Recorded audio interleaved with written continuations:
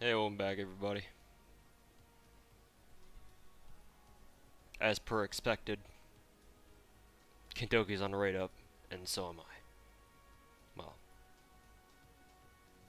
not me necessarily, but my St. Quartz is. Anyways, we're back.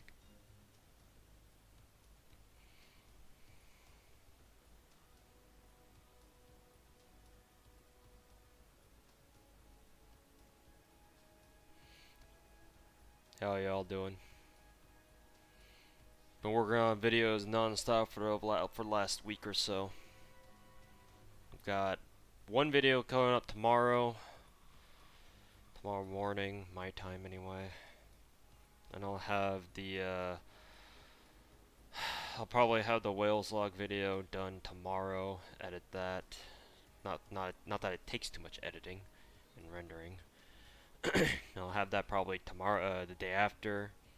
And then gotta finally get around to putting together the Drake video. That'll probably take a couple days. Well, probably like 1 or 2 days, to be honest. Probably get that done over the weekend. I thought I would be doing it last weekend, but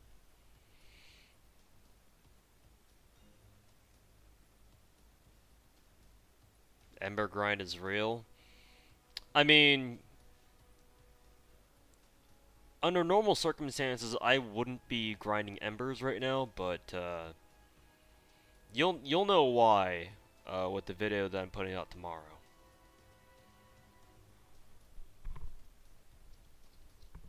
Not that lottery embers really last that long, but at least not for me. They never do. But welcome back, Ludes and Draxus. How are the two of you?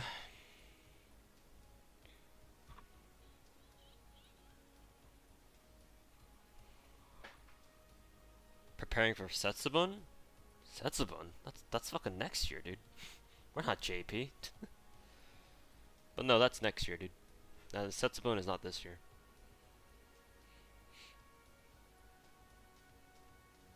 Gonna finish your Ishtar? That's a good question. I don't know. I think how it'll go is if I get like really like solid luck on Kentucky right now, as in let's say for example I get the same luck that I did yesterday or not yesterday, 2 days ago, 2 nights ago, where I got MP2 Masashi in fucking a couple of tickets, like a handful of tickets, and then like less than 300 Saint Quartz. Then I'll go for Ishtar and just be like, fuck it, we'll finish her right now. Definitely no undertones or connotations there. No, sir. But that might be what it'll be like. If not, I'll just end this on Kintoki and then say fuck Ishtar until her next one comes up with, which should be like a download milestone at some point in like a couple of months. Glad to announce after 1800 finally got Merlin. Yeah, Merlin did it dirty for a lot of us. Merlin did us really dirty. While mine wasn't as bad, thankfully. Yeah. The rolling for MP5 didn't really work out that well. Anyways, we got enough people here. We'll start rolling.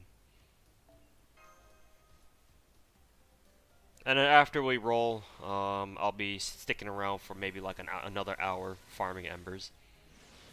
Just stocking up my second archive for with stuff.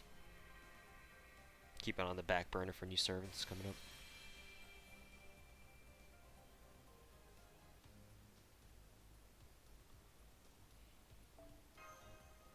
It will still be a short stream either way. Whereas as it'll be as long as however long it takes for me to fill up my second archive with embers.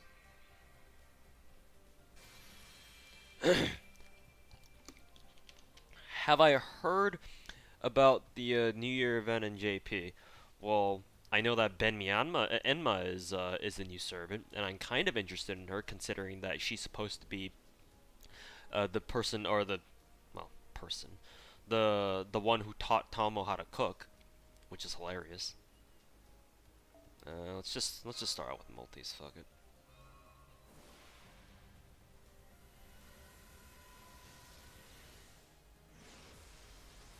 Helps that it's assassin embers right now. Well, which is why I'm also farming embers after we're done rolling.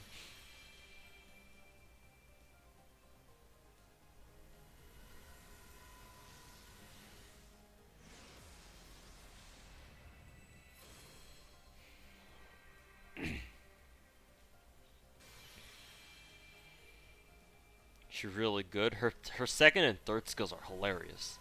And we'll just heal you. We'll heal all the enemies for 1,000 health because why not? Am I gonna go for MP5 cage? I don't want to. But that being said, he literally only has 2 rate ups. As far as JP is concerned, King Hassan only ever has 2 rate ups, which means that for someone like me who wants to eventually MP5 everybody, um, trying to go for as many King Hassan copies now is probably ideal. So let's say like MP3 next week or whenever he comes out, and then get his next 2 copies later on this year when Gramps gets his second rate up, his second and last rate up. Your streams are officially my gotcha catalyst, as they are with a lot of people.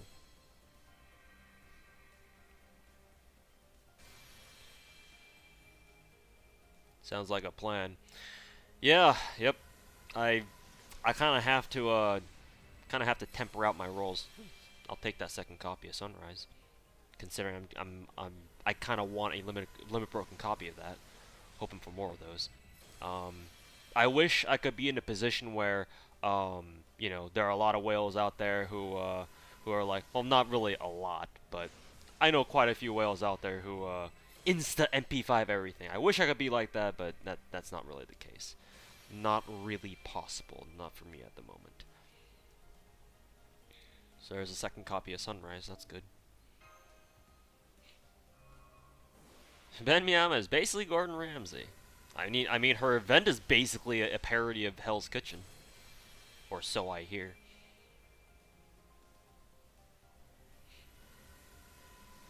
My friend, the guy who got me into FGO, is a big fan of Hell's Kitchen and Gordon Ramsay's other shows, only because he loves the memes that come out of it. So every time we go out to eat lunch or eat dinner together, um, when we go outside to grab a bite to eat, oftentimes he'll just devolve into a fountain of Gordon Ramsay memes, and I deal with that for all fucking night. That's an exaggeration, but eh.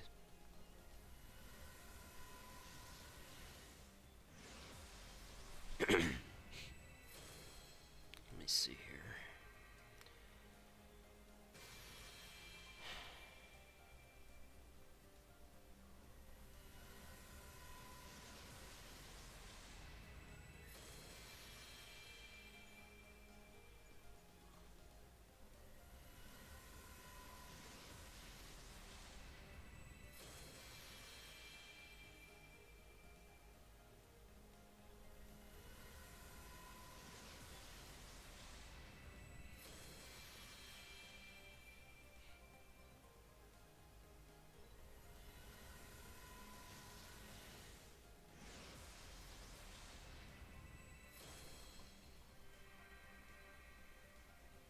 LJ, I wish my name were LJ. Unfortunately, it's not.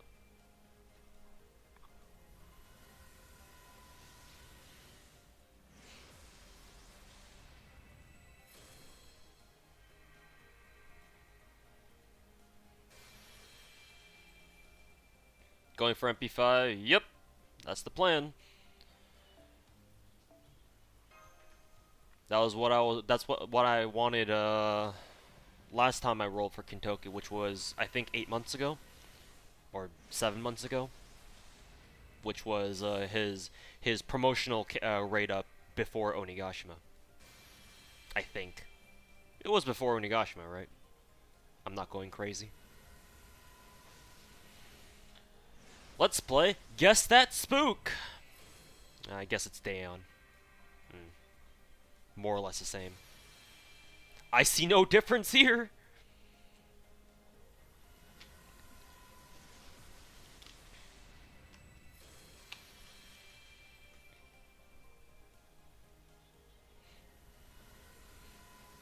Two more Musashi raid ups.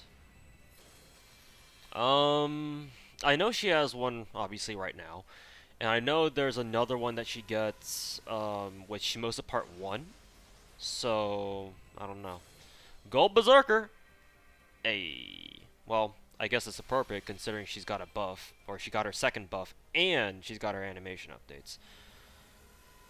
Reminds me of last time I rolled for Kintoki when I got... Anyone remember that last time I rolled for Kintoki, and on the last roll that or one of the last rolls I did, I got a quadruple gold servant pull? I think I still have a picture of that.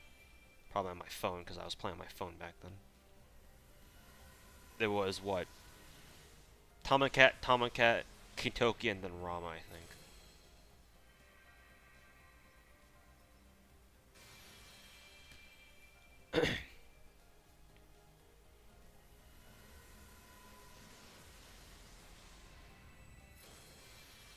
As soon as I summon Tomacat, Tama herself shows up in chat. Hey, what's going on?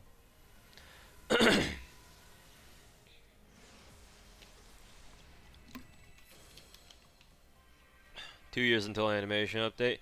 Yeah, we'll just be sitting here in our plebeian NA hiding hole until they give us the animations, I guess. I don't know. There's a chance that they'll give us animations faster. They've already given us a lot of things ahead of schedule. Why not a few animations, right?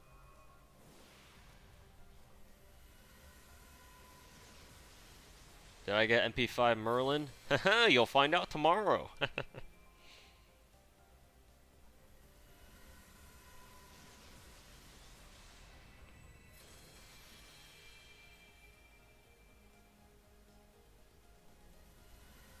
Got spooked by Ramen rolling from Musashi. Yeah, I've been hearing a lot of horror stories so far. Including too many stories of people pulling Altera instead of Musashi. Which blows.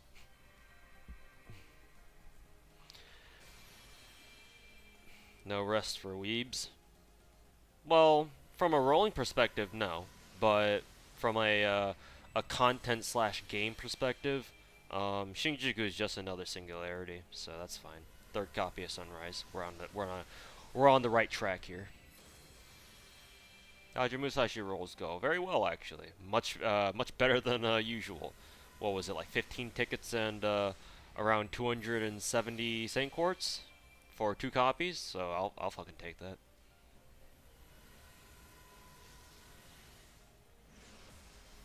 Surprised you didn't have a single spook. Now that's a double-sided.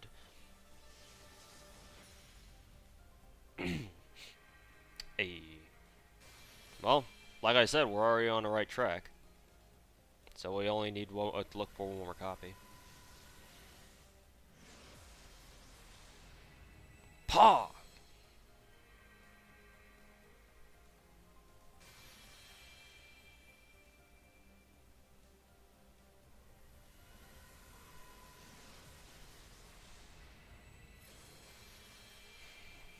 Does Merlin put Nightingale out of a job, or does she still have a use?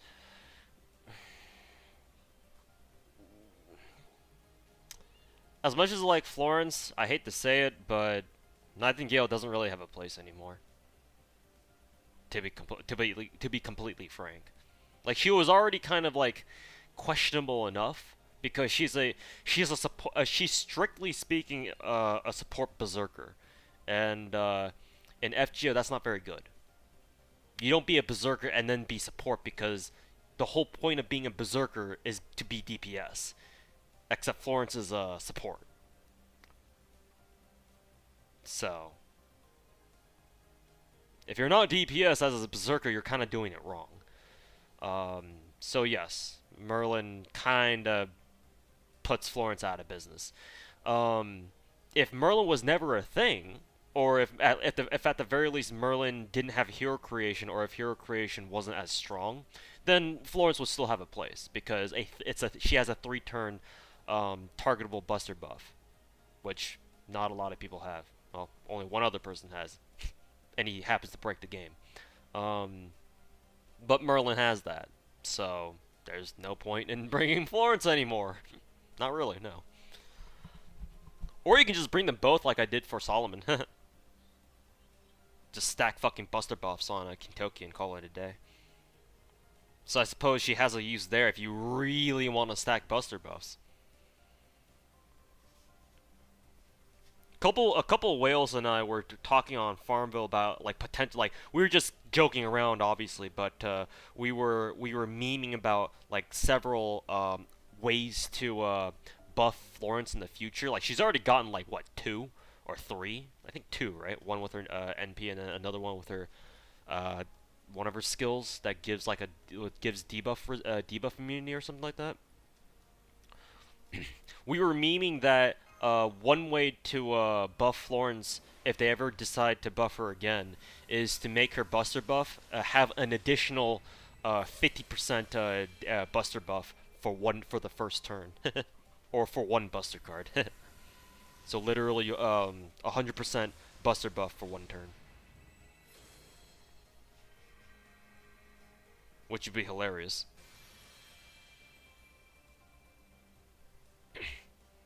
I mean, why not? They gave fucking Taomo a 30% 3-turn MP damage buff on everyone on her team except herself, and she doesn't even need it, so that doesn't even really even fucking matter. If they can do that, then they can give Florence something, right? Something that's actually useful and not just, oh, hey, look, debuff resist. Or debuff immunity. Yeah, just what she needed. I mean, it's nice, but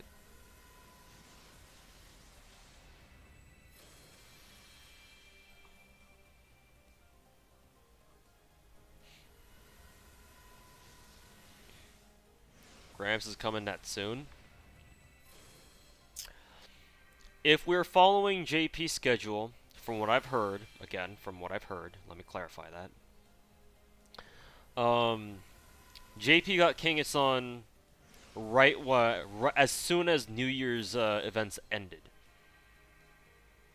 They also, at this time, 2 years ago, gave JP no news whatsoever of what their New Year's banner would be. So no one knew Musashi was coming until it turned New Year's, or whenever their login reset was, and and then DDO was like, "Alrighty, boys, here's Musashi. Have fun."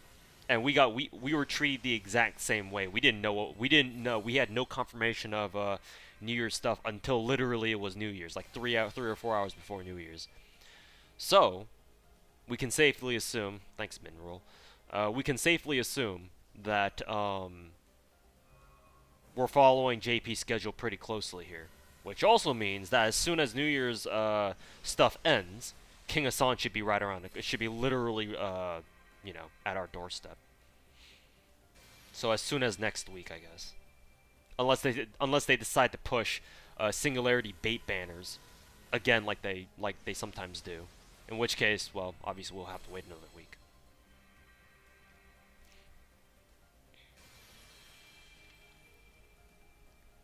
I feel when Musashi was the bait. I mean, anyone who's a King of Sun dick sucker feels that way.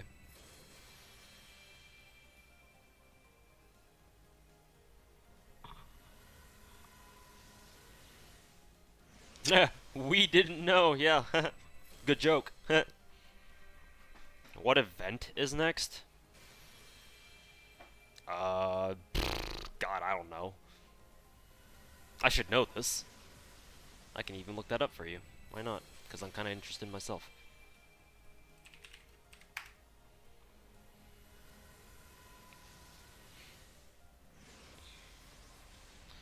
Let's see, 2017, January. Oh, Moonfest.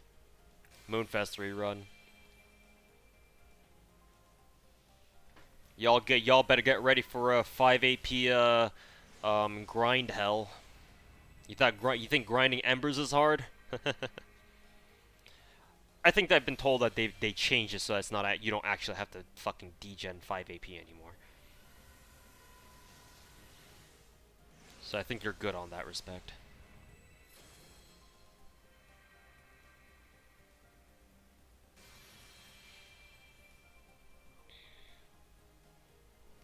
Was it useful to limit break Moonfest 3-star C? No, except for the event itself.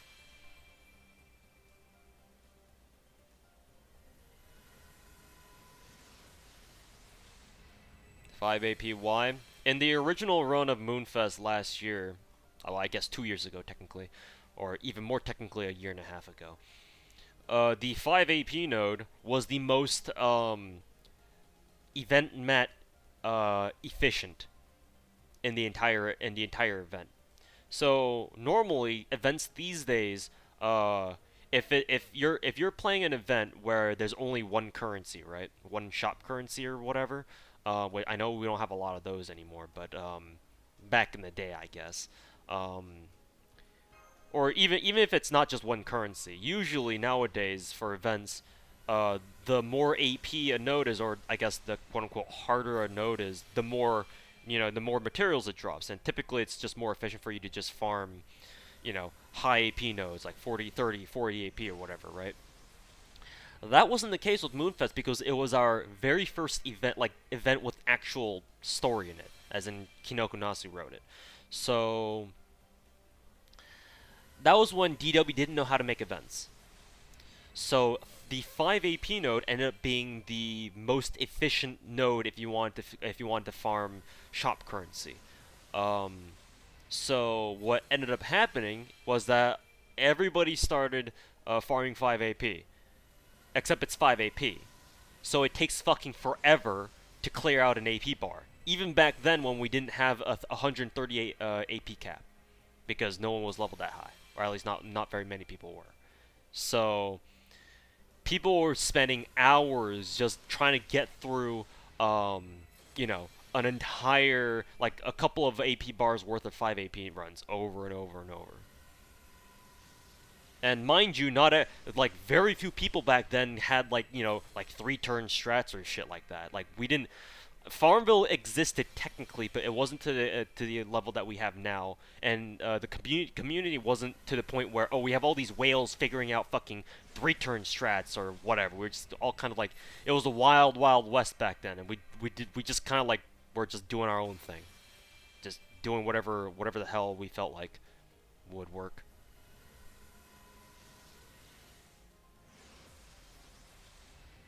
Why am I getting so many casters? Is it because Talmo's in my chat? Less refills is good, no. Do you want to sit through 4 or 5 hours worth of farming? Some people can't even deal with less. Maybe you can, but not a lot of people, apparently. I didn't think it was that bad, but that's because you should know why. Like, I don't mind that kind of thing. Not everybody does, though.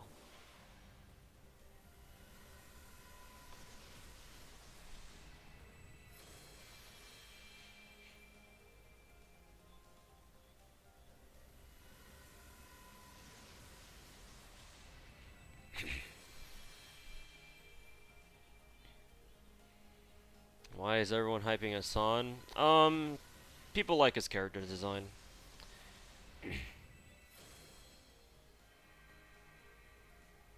Would be the main reason. Mechanically speaking, he's your best he's the best assassin in the game for just straight up damage, because he has a berserker deck, and a berserker deck as an assassin is literally unheard of. So if you need a DPS assassin, you can't get better than him, unless you're going up against like female riders or female berserkers. Then maybe Jack can be better, but King Hassan is just your go-to. Oh, there's a rider. Let me fucking beat the shit out of it real quick. Okay, thanks.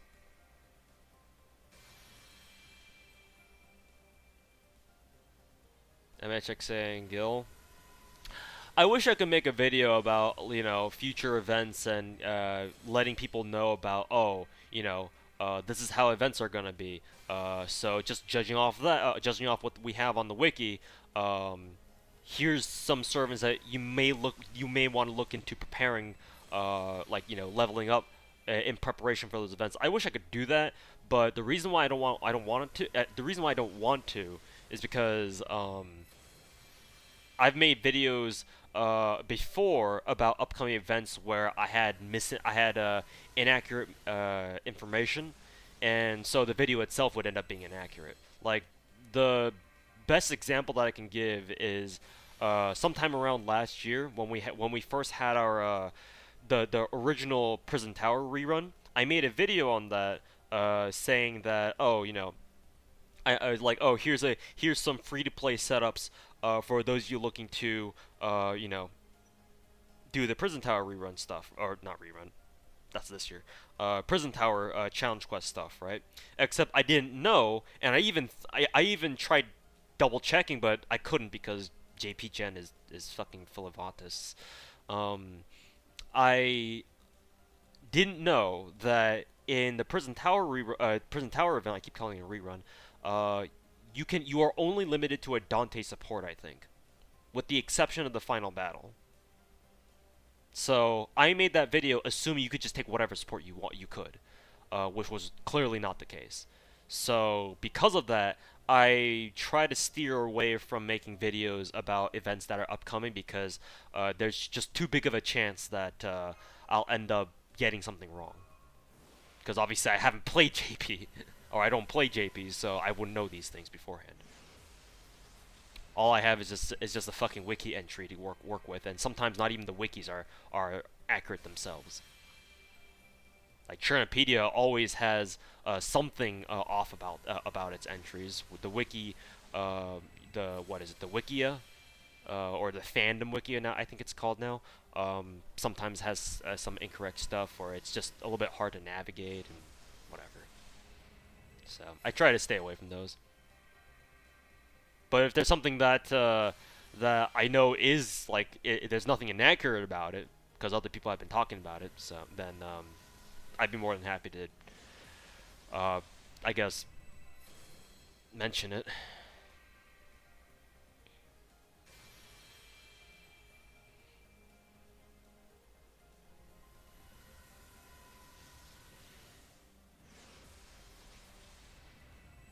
A lot of people hate lottery events, and because they had to farm, and then you look at the support lists and see level 1 skills.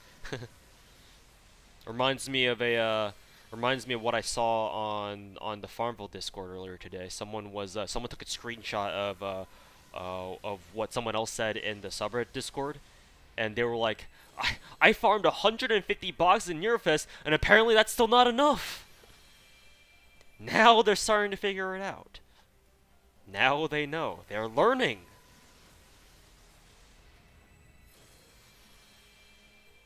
Why is Trinopedia bad? Sometimes their entries are not accurate. Either that, or they get some information about like nodes or enemies like, wrong, or they just straight up leave out some critical information that you would have really helped out if we knew beforehand. I've been done dirty by Trinopedia a couple times. Not enough to a point where it makes me start hating the site. Nothing like that, but it is still kind of annoying when it happens. I haven't gotten Sunrise or Kintoki ever since that last roll. Come on, game, throw me a bone here.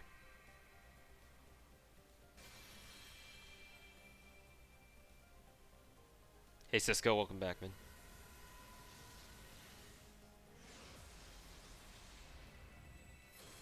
What's with all these casters?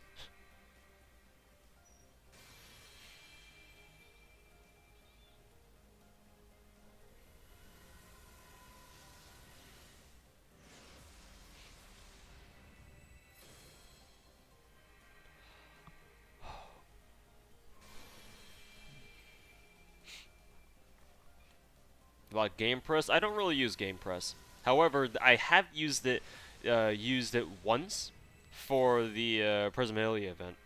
I used their Ilia mission guide because I think Lord Ashura's guide back then was a little bit inaccurate. At the beginning, I think he fixed it later. I think I've talked about this before, but he fixed it. But that wasn't the case for like the first day or so. So I just used the Game Press event guide. Use at media for what? Tier lists?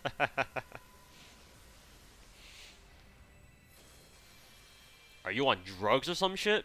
The scary thing is, I don't need to be on drugs to feel like I am on them.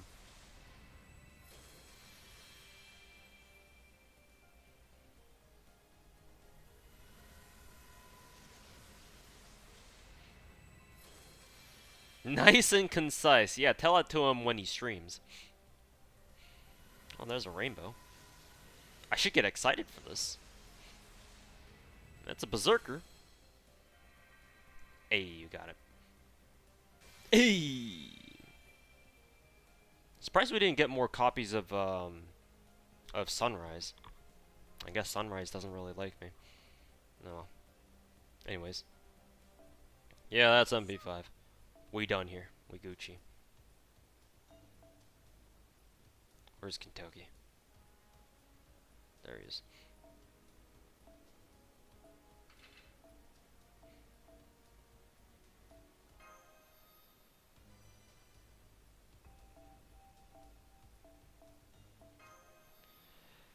Hey, no longer have a bait Kentucky anymore. Hey. Got him, boys. Yeah, I only needed 2. I started with MP3 because I got 2 copies of him last year during his raid up before Onigashima or whenever it was. So, alright, boys, roll's over. If you all came for rolling for just to watch the rolls, get out. No, just kidding. Thanks for watching. If you guys want to stick around to watch me farm embers all day, well, it's not really all day, but you get what I mean. Then stick around. Feel free to stick around. Otherwise, have a good night. Well, I'll just be here farming embers. Let's see.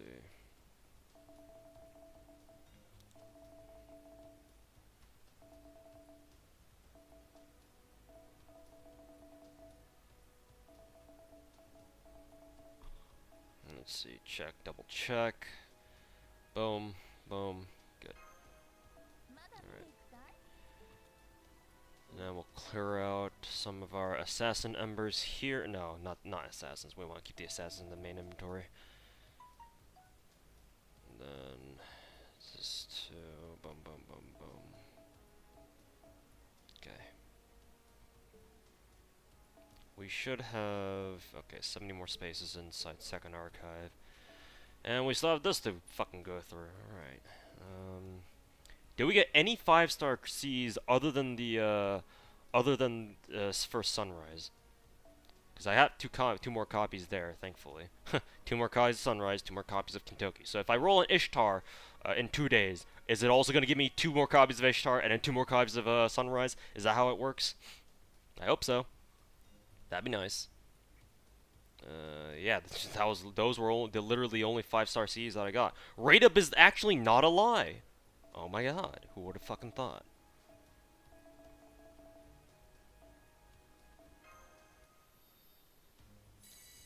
Who would have thought?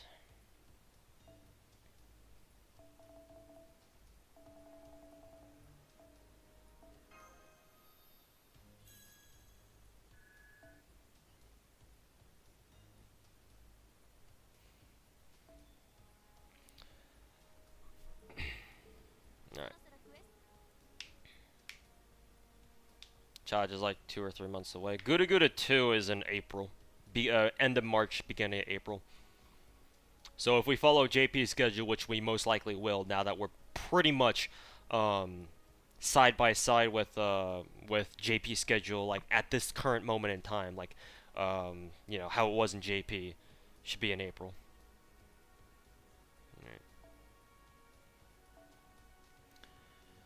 Yes, I'll use that.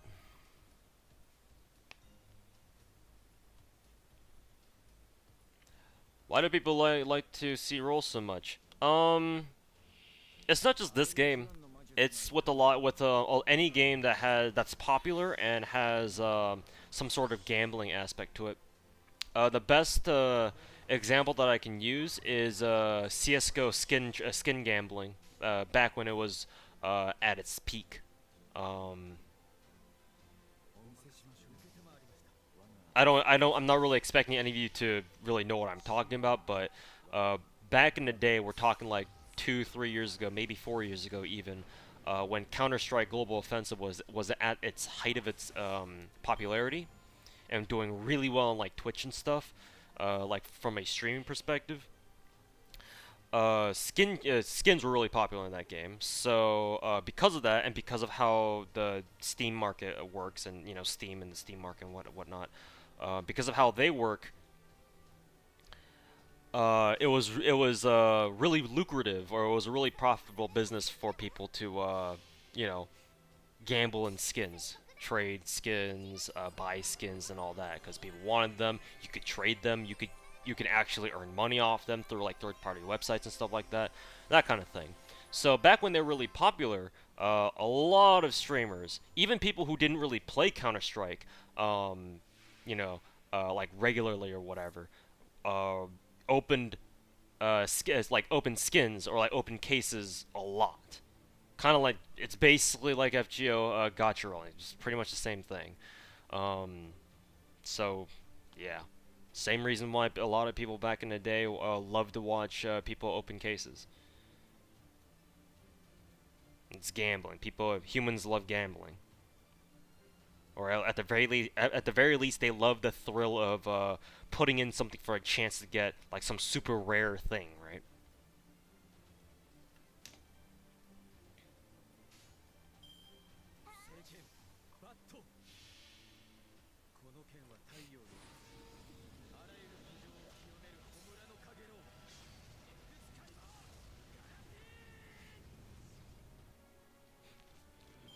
Same thing for the FIFA games. Yeah, pretty much. Any game that has like some sort of gambling aspect to it and that's popular, you're typically going to see a lot of people sit in streams or watch videos of people opening packs, cases, roll gotcha or whatever. So that's just usually how it is.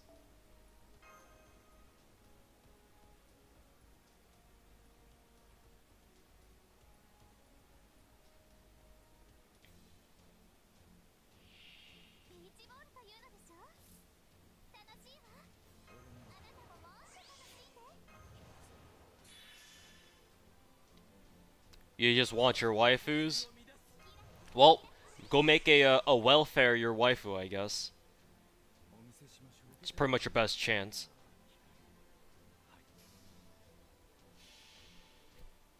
Should you roll for Dante's? Um, to be honest with you, if you're not going to MP at least MP2 or MP3 him, probably not. If you only want MP1, you might as well not even roll him at all. If he's not like a roll like a priority for you to roll. Like if you want just for looks, then that's fine. Just get one copy of it and call it a day. But if you have the money slash the Sandcords to try to attempt MP2 of him, and you're actually serious about using him in farming teams in like a year from now, a year and a half from now, then sure, yeah, go for him.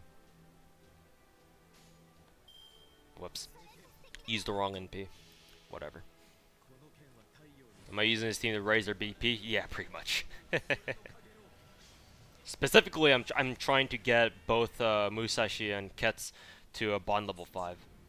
Because that's what I like to do for all new servants that I get. You got Kets off stream? Yeah. Whoops. Didn't even need to use that. It's not like he's going to use it.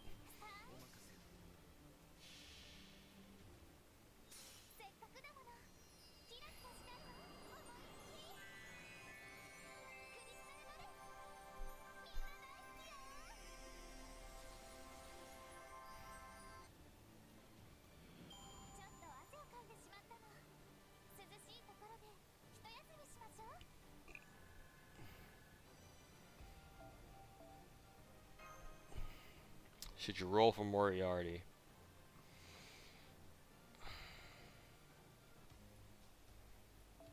It's hard to say. I think I read somewhere that Moriarty's MP damage is actually one of the higher ones for single target SSRs. I think. Don't quote me on that. So he's pretty solid damage wise. He's kind of like who is it? He's kind of like Arjuna, except he's limited any single target. But they both have the exact same dex. I suppose Moriarty's a little bit better though.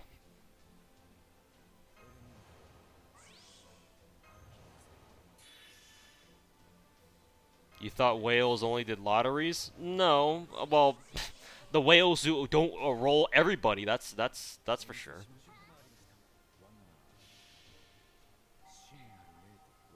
The whales who don't roll everybody and have no interest in leveling everybody. Yeah, sure, they can just you can just live off lottery XP for the most part. But then again, I don't recall ever mentioning that I'm one of those kinds of whales.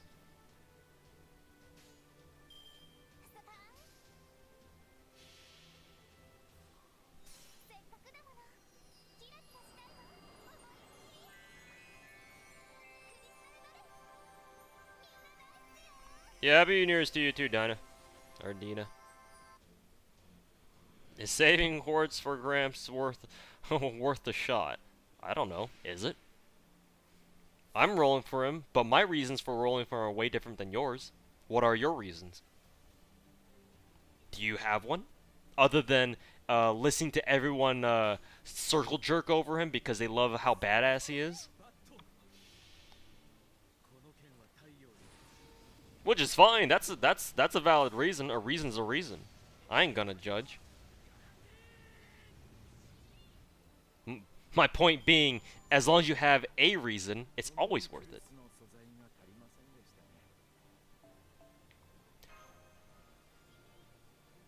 Now, if you'd asked me, should you roll, with the context of, should I save my quartz or somebody else, then the question gets a little bit trickier, and I actually have to think about what kind of answer I'd have to give you.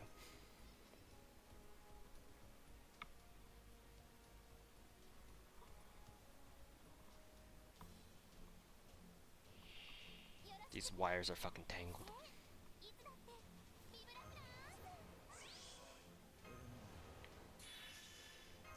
Isn't Kiara underwhelming?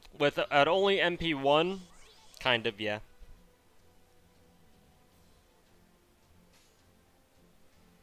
At only MP1, and before she gets her skill buff, where her first skill casts a, what is it, 30% arts resistance debuff on its target. Before then, yeah, it feels kind of meh. Feels kind of potato. If you want the most out of her and you're a whale, it's definitely advisable to go for multiple copies of her. At least like MP3 or something.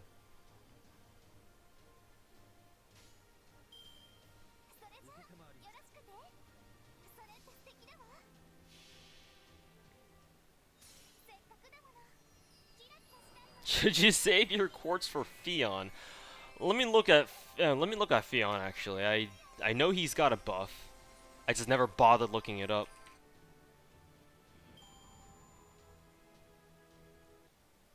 That's his first buff. Where's his second buff? So he gets his evade gets a buff.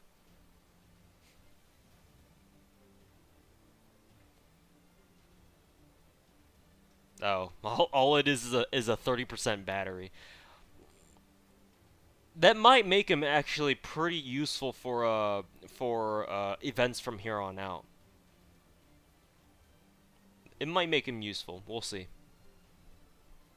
If he has a 30% buff and it's on his evade, if it's on his evade skill anyway, and you want to get that to level 10 anyway, if you ever want to use him seriously, which is good. He may actually be kind of useful for events, event nodes where you have to farm a lot of archers, and there's like event CEs that give you a starting charge or whatever. He legit might be useful for that now. And doesn't he have an MP Gen buff as well? Or was I reading that wrong? Yeah, he does have an MP Gen buff. 30%, but it's parties, so it's still something. Too bad his arts buff doesn't last for 3 turns, but whatever.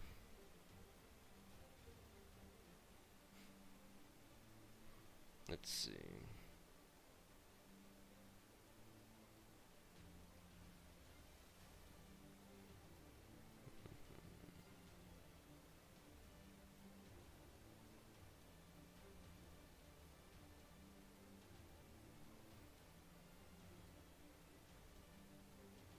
Okay. 3 turns on minus 3 turns on his cooldown. I don't see that listed on the wiki.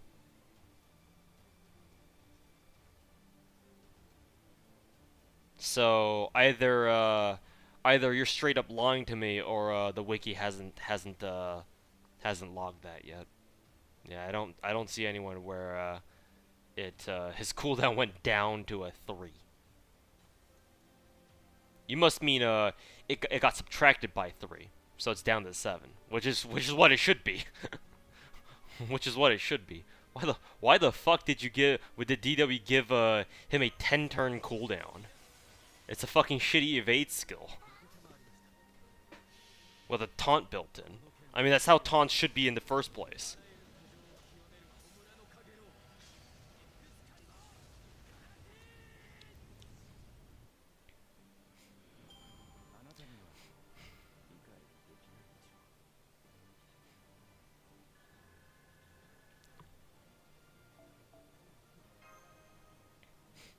Then you misunderstood? I don't think so, man. The way it was told to me was a 3 turn cooldown. I was like, what?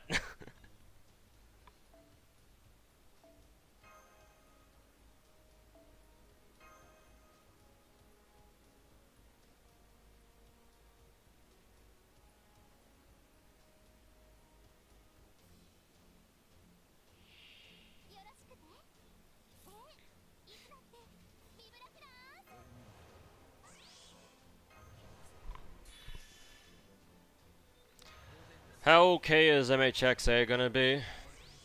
I mean, she's alright. From what I can tell, she's not fucking amazing, but she's alright. She's gonna be like MHX, except actually good. Sometimes.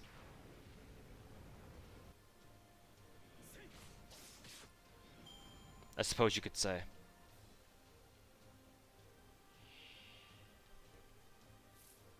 Now, I alluded to this earlier with one of my earlier videos, the one that I put out like yesterday or 2 days ago or whatever.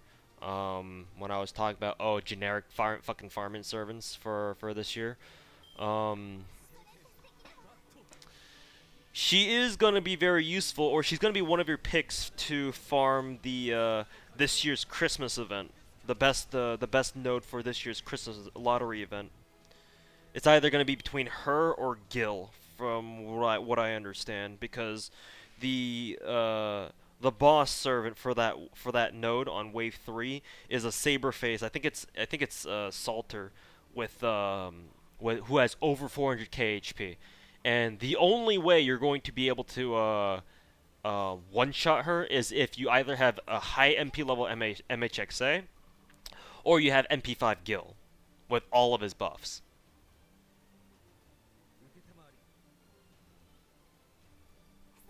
So it's either take your pick. Either way, though, for that node, if you're like a free to play, if you have MHXA, she's gonna do work anyway because bonus damage against saber faces. So, but that's just one instance. I don't know if she's actually good for everything, which she probably isn't, but she's not bad either. Now I can only say that about her from a mechanical standpoint. From a waifu standpoint, that's up to you. That's a decision that you're gonna have to make. Maybe some of you have already made it. Who knows? Don't know how efficient that Crimson event will be. Starting currency doesn't give you starting MP charge. Either way, I'm still gonna farm the hell out of it because that lottery has both homunculus babies and fluids. I think it has both. It has homunculus babies, doesn't it? In fact, I can fucking search it up myself. 'Cause I had the page. I should have the page open right here. Yeah, it has both homunculus babies and fluids. So, no, if it's, I don't give a shit if it's inefficient. I'm still farming that shit.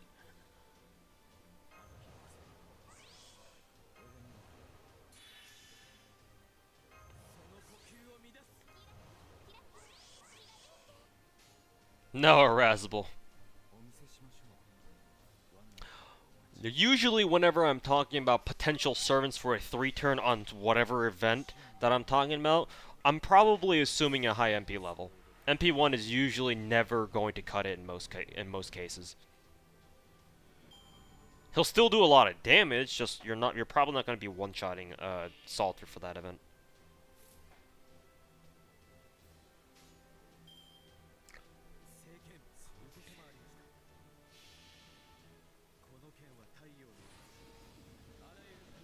What if I had Grailed 90 Kid Gil with MP5? Is it the same thing? No, unfortunately not. Because the thing is, Kid Gil doesn't have Archer Gil's what was it? His Enema Elish buff, or the Enema Elish effect, which is unique to Gil and Gil only.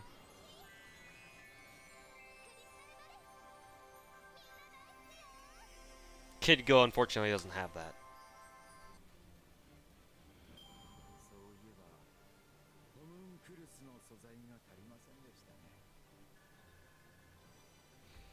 Is MP1 Musashi good?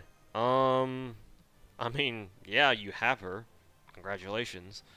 But, do keep in mind that when fully buffed, Musashi will outdamage her own MP with one of her own buster cards.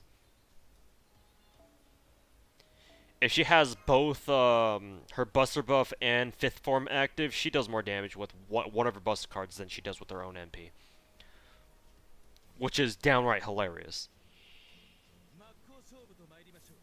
I think only if you crit, though. Probably.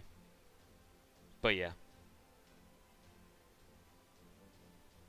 Is it enough? Yes, but potentially your own buster cards can do more damage than your own MP.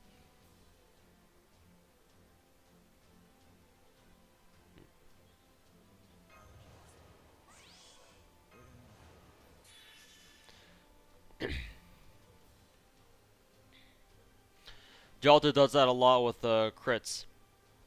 Yeah, imagine Jalter with a triple B deck.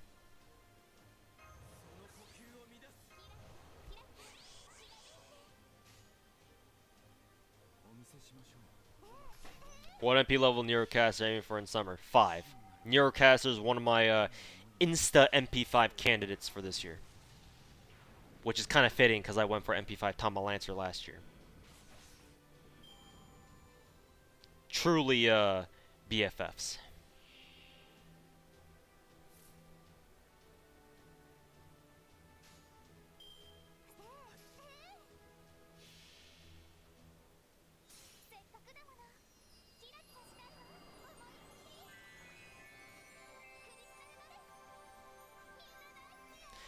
MP2 damage is always stronger than MP1. Your MP damage does not hinge on overcharge. Overcharge is another thing entirely. Sometimes your overcharge does give you extra damage, but it's on a it's on a case to case basis. Not always.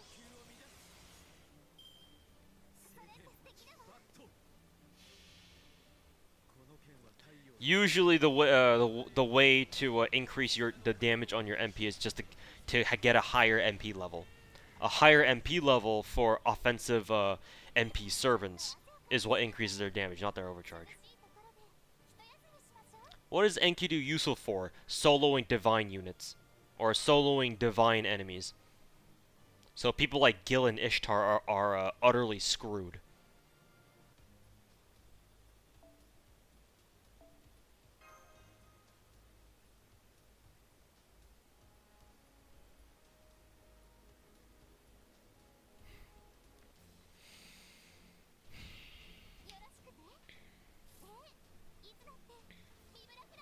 How good is Neurocaster?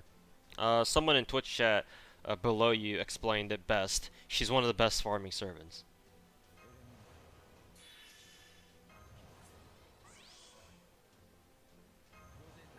She's so good, Da Vinci might as well not even be in the game.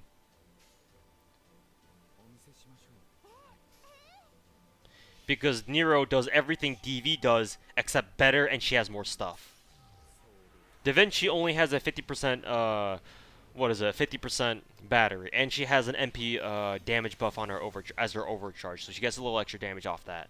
I believe she also has an MP. No, she has. Is it MP damage? I think it's MP damage for Da Vinci, right? It should be.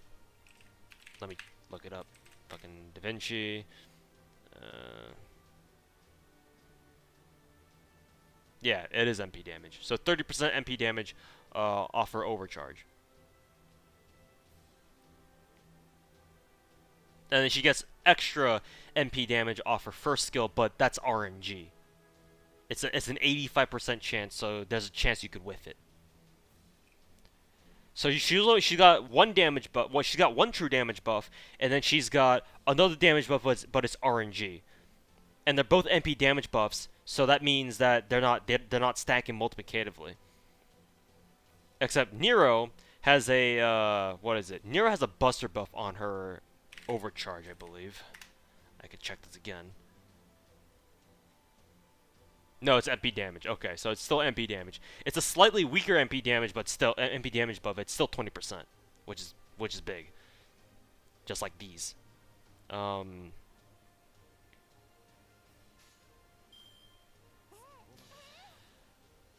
not only does she have that, Nero also has a 50% battery. Not only does she have that, but her third skill is a targetable 50%, 50, not 15, 50% attack buff for 3 turns on someone else, including herself. Oh, and just for good measure, her second skill gives her another 30% attack buff for 3 turns. And she also ignores class advantage for all damage that she takes. Imagine fighting Goetia's second form, or the King of Men. That second stage when he has 1,000,000 health and you're trying to get out of Chaldea. You know how everybody does neutral damage to him. That's what Nero has.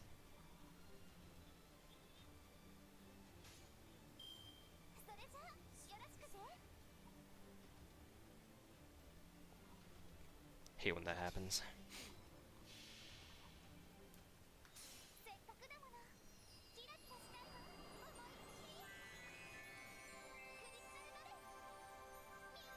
So yeah, like I said, Neurocaster makes Da Vinci literally irrelevant.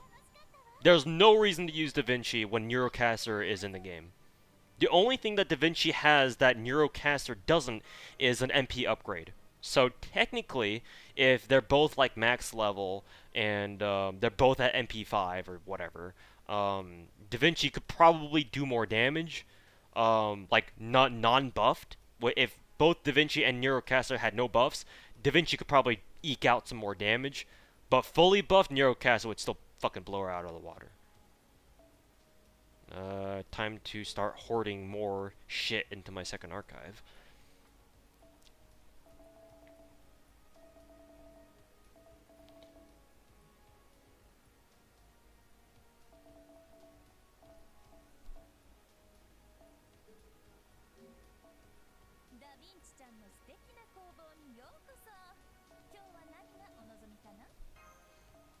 Oh, did I accidentally forget a Lancer card there?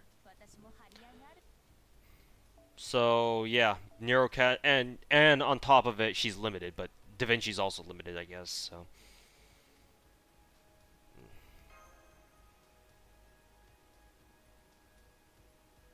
Anyways.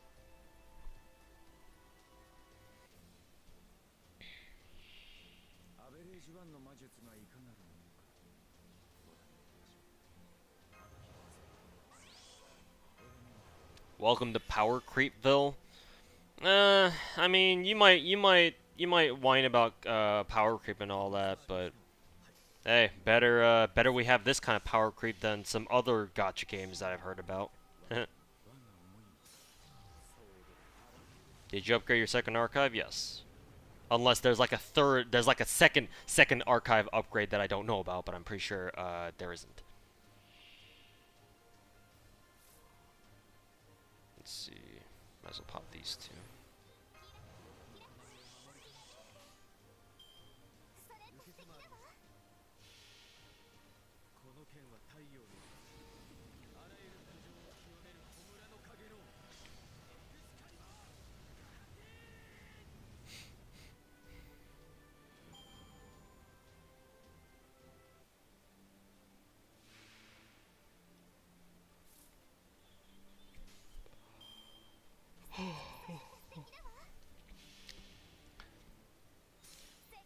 That doesn't make Da Vinci useless. She still has her niches, yes, but from a strictly farming perspective, which is what I care about most of the time, Da Vinci may as well not even exist. Happy New Year to you too, Patchy. Welcome back to the stream, by the way.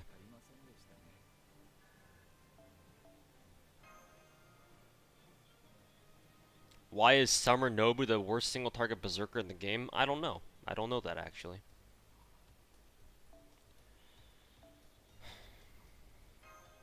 I haven't really looked that far. Well, that's a lie. I'm talking about Neurocaster right now, aren't I? But I haven't done my research on Nobu Berserker yet.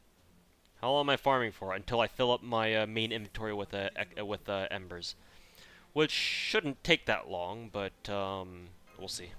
We'll see how it goes.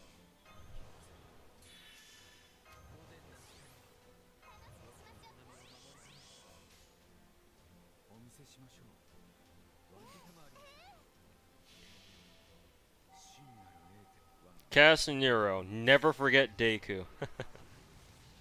I watched that video. It's almost been a year. Who would have thunk it?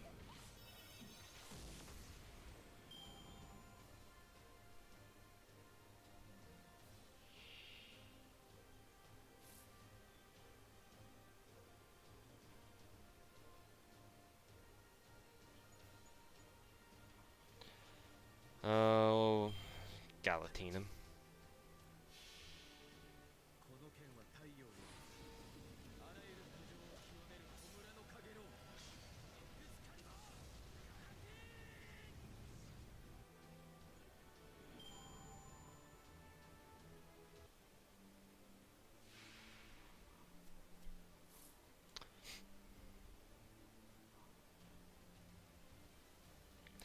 When the hell do you ever farm embers? It's been a while, admittedly, but I do have a reason to farm embers again. You'll know why tomorrow.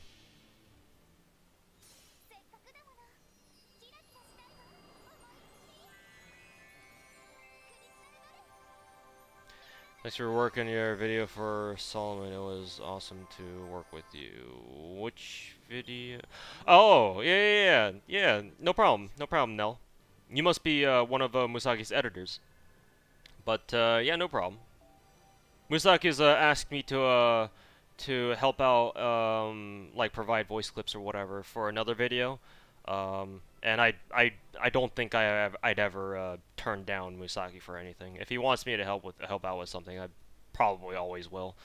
Um, but yeah, no problem. Glad I could have glad I could join in and help. Did I GSSR for the USO? No, actually. I rolled Rider because none of my SSR Riders are MP5. So, unless I got like a... Ozzy is currently my leader, or he used to be, before I rolled GSSR. He used to be my leader at MP4, so... the only way I could have gotten a USO was if I somehow rolled Ozzy twice. Or if I somehow rolled like Drake or Maeve twice. Literally. Which was not gonna happen. So no, I didn't get a USO, thankfully.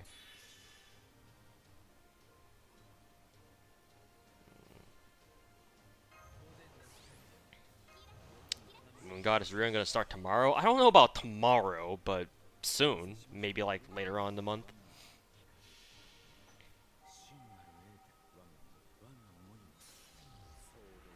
I don't know about tomorrow. What's my highest worked on servant? What do you mean by that? Kakoi. What do you mean by that? My most worked on servant.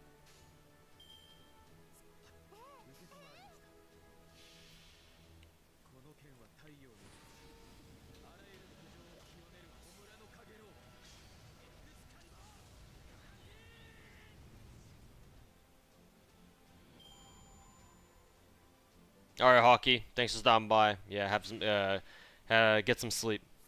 So have a good night or morning, I guess technically.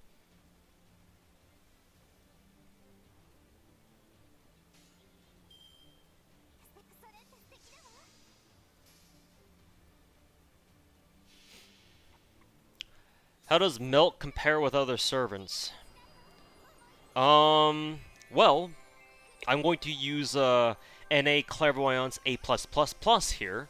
Um, Alter egos have true class affinity against foreigners. You fight Abigail this year in Salem. Melt is a single target alter ego, and she's a 5-star. Put 2 and 2 together and profit.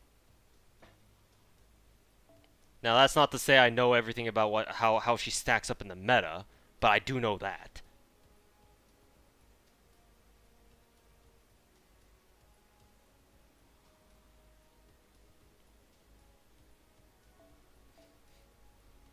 So one fight. Hey, people have rolled SSRs for less. For example, oh, they're my waifu.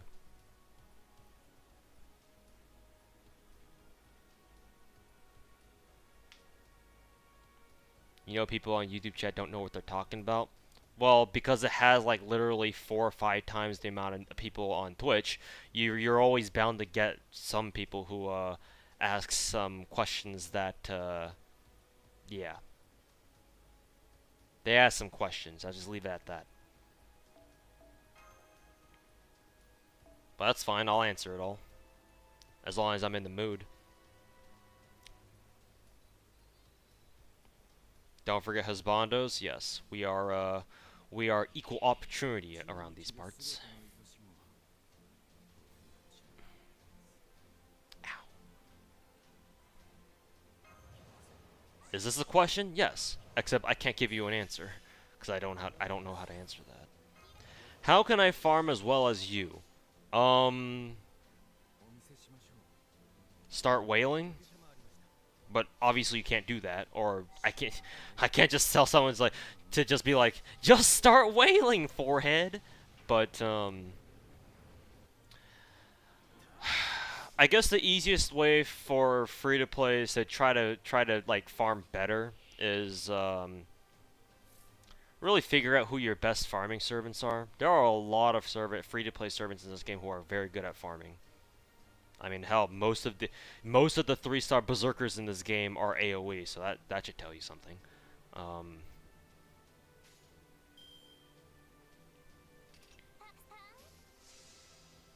but yeah, know who the best farming servants are. Know which are the best farming craft essences, and make sure to level up your those best farming servants. And yeah, you can make your life really easy for yourself. Just level up Spartacus. Profit.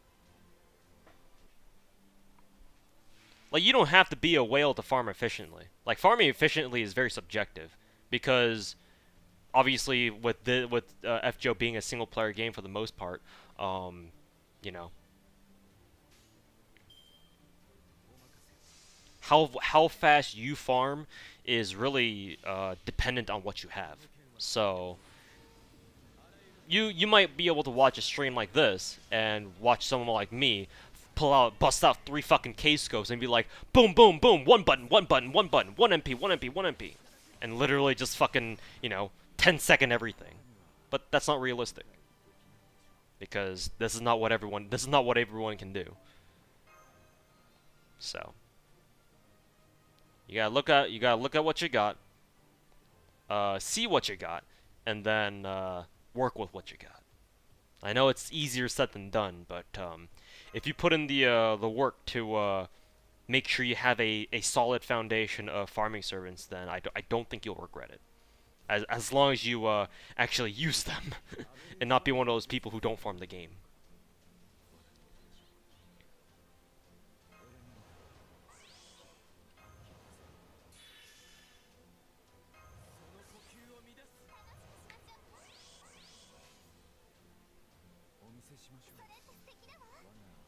Pulled Musashi. Good shit. Congratulations. Not just 3 limit broken case scopes, 3 super scopes. Aight. Aight there. Alright, calm yourself. Make sure to actually level skills as well. Yeah, that too. Unfortunately, leveling skills is very difficult. Compared to just like, leveling up someone's, level. So I can excuse, for free-to-plays, or people who don't farm that much, I can excuse, um, you know, low skill numbers. However, if you're a whale and you have bad skill levels, that is inexcusable. You are just fucking lazy. Either that, or you just don't have time. Do we get Lanugos in the ECC event shop? Maybe. I don't know. I haven't really checked. Because the reason why I don't really care about Lanugo is because on the best lotto node for Christmas, that best node is also a Lanugo node. It has Lanugo and something else, I forget. Seeds, I think. Could be wrong. Just farm, forehead. Feels about right. Oh no. Time to stuff more XP cards into my second archive.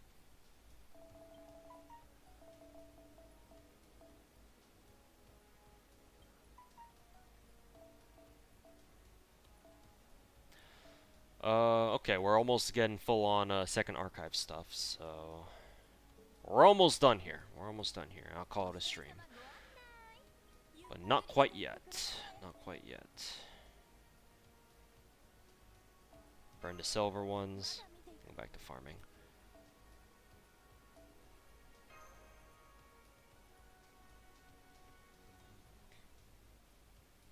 What's a good target for skills? For farming, as high as you can get it. Literally, just as high as you can go. If you ask me, oh, what are good skill levels to have on in a gameplay perspective, like, oh, you're gonna go do some like challenge quests or whatever. What skill levels should I look for? Now I would say 4, 6, and 10. Well, actually 6 and 10, but 6 and 10 in particular because those are when you get your skill cooldown reductions by 1. If you're just talking general, then 4, 6, 10. Because to get to level 4, you only need gems, and to get to level 6, you get the skill cooldown reduction, and to 10, obviously, it's the highest you can go.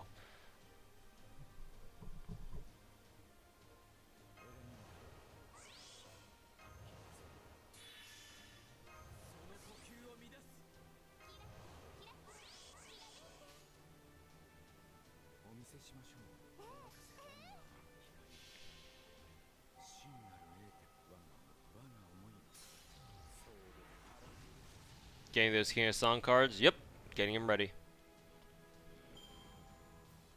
Hey, welcome back, OGM Bison. How's it going, man? When do doors get half AP?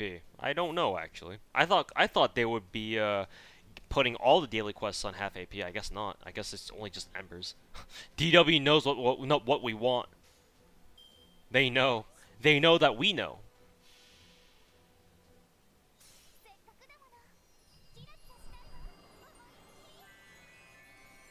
What XP card? You can feed any of them to her, but if you want the extra XP, give her the all class. Those are the only ones that give her extra bonus XP. What do you think about Musashi and Musashi in gameplay? Well, she's gonna be our strongest single target saber for a while, so yeah. Any better place to farm pages? No. Hyde Park. You're stuck with it for I think at least another month. I think Shinjuku actually has a page note. I don't know how good it is though. Cannot confirm nor deny. Strongest assassin. Either Cleo or Jack.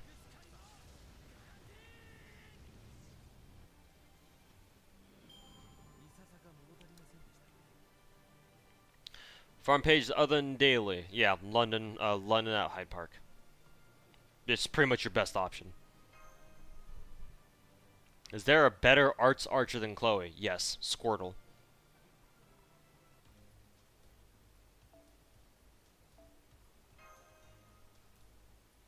If you had EX luck and rolling servants but were limited to only getting materials through event shops, would you take it? No. I care more about, well, I care about both, obviously, but a lot of my pride, you know, as an FGO player, comes from the fact that I put in work to get everyone strong. So no, I wouldn't take it. It would be a hard choice, admittedly, but I wouldn't take it. I still wouldn't take it. I care more about my servants being strong than getting them in the first place. How do be a meme daddy? Make bad decisions. And post videos about you making bad decisions on the internet. I think that's how it works, right? First time here. Welcome to the stream, Loretto. Unfortunately, this stream is almost about to end because I said this stream would be pretty short, and we're almost done farming embers here. But what little time we do have left, hope you enjoy it.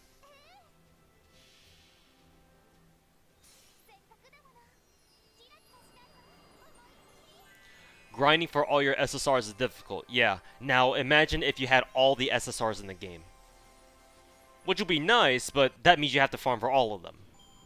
It's a double-edged sword for a lot of people. Well, what a lot of people don't realize at first is that you hear about people, you know, talking about, oh, you know, when there's a new raid up, right? For example, we'll just use Musashi as an example because, you know, she's the most convenient one. Oh, I rolled Musashi in 3 tickets. Oh, I'm so lucky. Blah blah blah blah. Right, something like that. Especially people who are on good luck streaks, and there'd be like, you know, especially we had New Year's GSSR just now. So, a lot of people roll on that, be like, oh yeah, I got like, you know, for the people who are really lucky, they'd be like, oh yeah, I got 2 new SSRs. I'm so lucky. Yeah, well, right? And they roll on Musashi and get Musashi. Like, oh yeah, I got Musashi too. Yeah, like thank God. Woohoo! So whatever. And then they sit back and realize, oh shit, I have 3 SSRs I need to level up. Oh shit. How many embers is that again? How many ascension materials is that again? How many skill mats is that again? That's how most people react. First it's the, yay, I got a new SSR, and then it's the, oh shit, I need to farm for them now.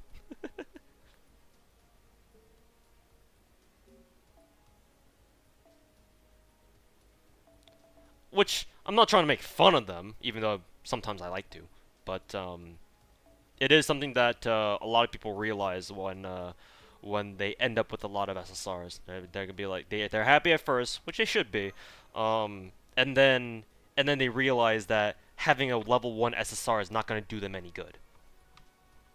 So they have to actually bust their ass to start leveling them up, and then get them all strong and buff and shit.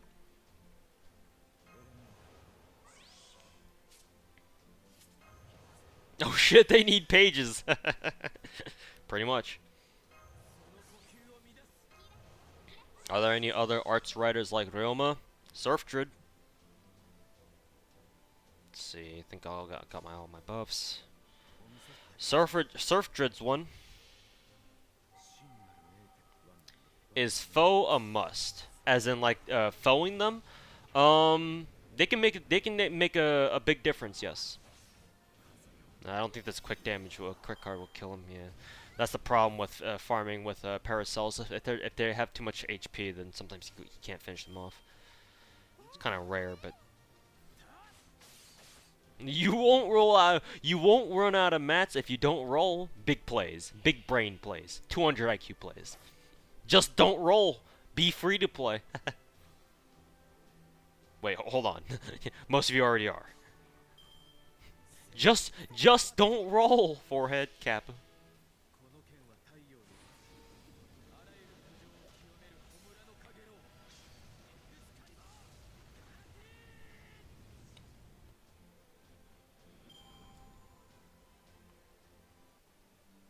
Is mango worth grailing? No. But people have done it anyway.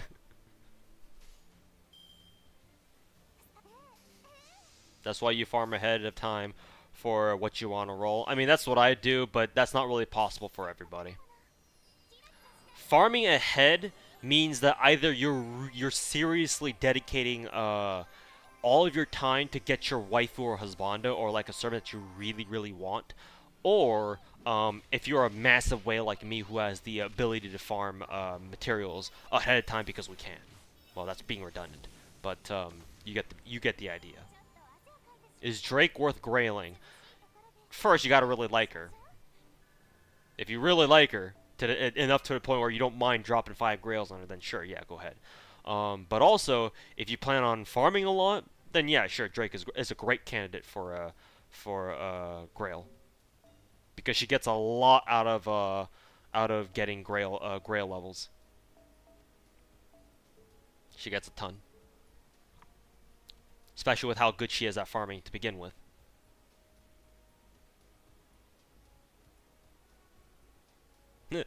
Fionn is good. He got me the rare mana prism to unlock Mona Lisa. Ayy. Thanks, Fionn.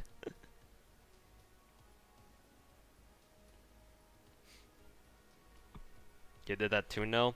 Yeah, there are quite a few people like that. Um, they're mostly well, obviously they're mostly free to plays or cheap to plays, but yeah, they do that. Like all they care about is just having the best wife or husbando possible. They save everything for that one. If they do get them, then it's they're ready. They're ready. They were born ready. They were built ready. So there's insta a level 100 them, insta grail them, insta skill them, insta lore them, everything, and then put them on your support list, of course. Wait a minute, I don't need to do another run because I'm already done here. Um, is Mona Lisa CE worth it? After about a year of seeing how the community kind of like has worked with Mona Lisa, like from like a free to play perspective and a whale perspective, more the whale because I am one. Um, Only get Mona Lisa if you're not a whale and you don't farm a whole lot like normally. Um, if you farm the lottery event really hard, like if you're a whale or even if you're not a whale, and you constantly refill on lottos and you roll a bunch of boxes every single lottery, right? If you're a hard lotto farmer, you don't need Mona Lisa because lotteries just refill your QP every single time. Now, we're in the stage of the game where we're not going to have another lottery event for the next 9 months. So, if you run out of QP, you will have to farm QP again, at least to keep you afloat until the next lottery event shows up, which is Neurofest in like fucking August or September. So if you are a hard farmer and you refill on lottos a lot, then no, you don't need Mona Lisa necessarily. If you don't do that and you don't really farm a whole lot to begin with, then Mona Lisa might be your thing because if you don't farm a lot, that means you probably don't have a lot of QP. Because when you do actually level people up, you're using what little QP you have. Therefore, you need more, and thus you want to farm more, and you do. Then Mona Lisa might help you out in that respect. That being said, though, you still need 5,000 mana prisms for Mona Lisa, so you're going to be doing some kind of grinding to begin with. So it's a catch-22 almost. How long did it take for you to become a whale? Not very long. I'll tell you. I'll explain right now. Last year when I got into the game, it was during Anime Expo actually 2 years ago now, or a year and a half ago. Sorry, 2017. This was back in 2017. I played FGO to pass the time, and while I was waiting in line at Anime Expo, I got into the game. I decided I liked the game a lot, and then I realized that, like most mobile games or most gacha games, rather, there's a stamina system here, and it's called the AP bar. I didn't want to deal with that, and I found that super fucking annoying, and so I decided to become a whale so I can buy Quartz packs to do nothing but burn rapples for AP because I wanted to. Not even to roll the gacha, just to farm. Fitting, I know, but yeah, it didn't take me long. Thanks for asking questions. No problem. I love answering questions. I try to, I like to think that I'm helping. I'm helping! I'm helping! Madman! Yes. Believe it or not. How stupid is it to have 1-1 skills level 1 Raikou? Very stupid. If you have a grailed, if you have a max grailed servant and you haven't leveled their skills at all, you are a disgrace. Shame upon your family. That kind of thing. Go level her skills, damn it.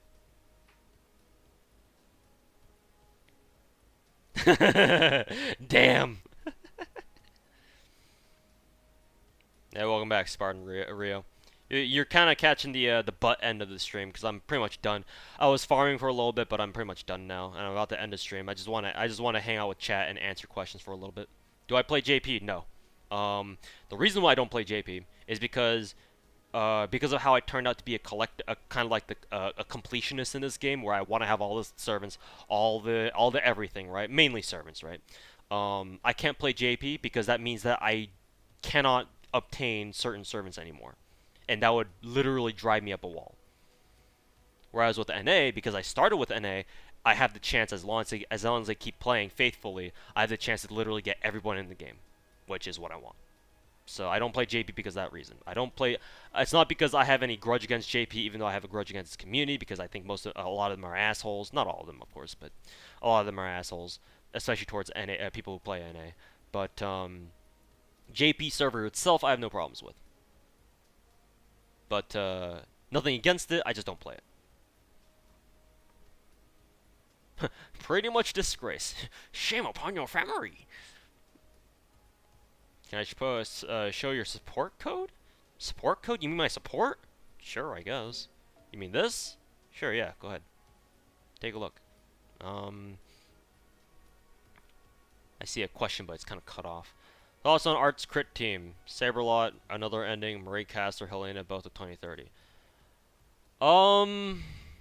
It's solid. Yeah, it's solid. The problem with that team is that you also need to concentrate on building Marie Caster's MP, but that shouldn't be too hard because you're probably trying to Art's chain all the time anyway. So I guess that's still a problem because you do need to concentrate on regularly having Marie MP, because that's where her crit damage buff is to the whole party, and Saberlot needs that.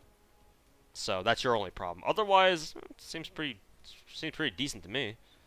It is double caster though, so be careful around riders. Do I have everyone NA right now? Yes, I do. I believe if we go to my room and we click on materials, spirit origin list. So if you go to spirit origin list in my room, you can see all the servants in the game. If there are any servants that you don't have, they will be kind of like blacked out, or not blacked out, faded out, and then it'll have the word unsummoned over them to indicate that you don't have them. As you can see, there is no one like that, which means I have every servant in the game except for obviously these three: Tiamat, Solomon, and Goetia. Why Fran on support slot? Her MP is really fast and she does a shit ton of damage. Raikou is good at farming if she has super scope. Don't get me wrong, but the thing is about Raikou is that she's most effective when you're farming servants, especially the whole divine or whatever servants. Against normal mobs, she's not as good unless you're using a support Raikou who's MP5 max skills or whatever, and the enemies that you're fighting have a little bit too much HP for Fran to handle, but that's very rare. That's very rare that ever happens.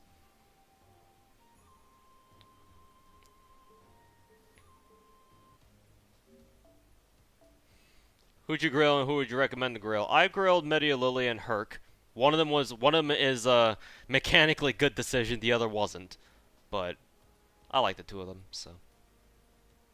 Who would I recommend to grill? Anybody that you like the most. That's my recommendation. How is Medusa Lily mechanically speaking? She's not that great, unfortunately. She ain't that great. Um, go watch Soberoni's video on Medusa Lily. I think he explains it very well there. TLDR, Medusa Lily is not very good because she has Medusa's skills, but not really much of an upgrade after that.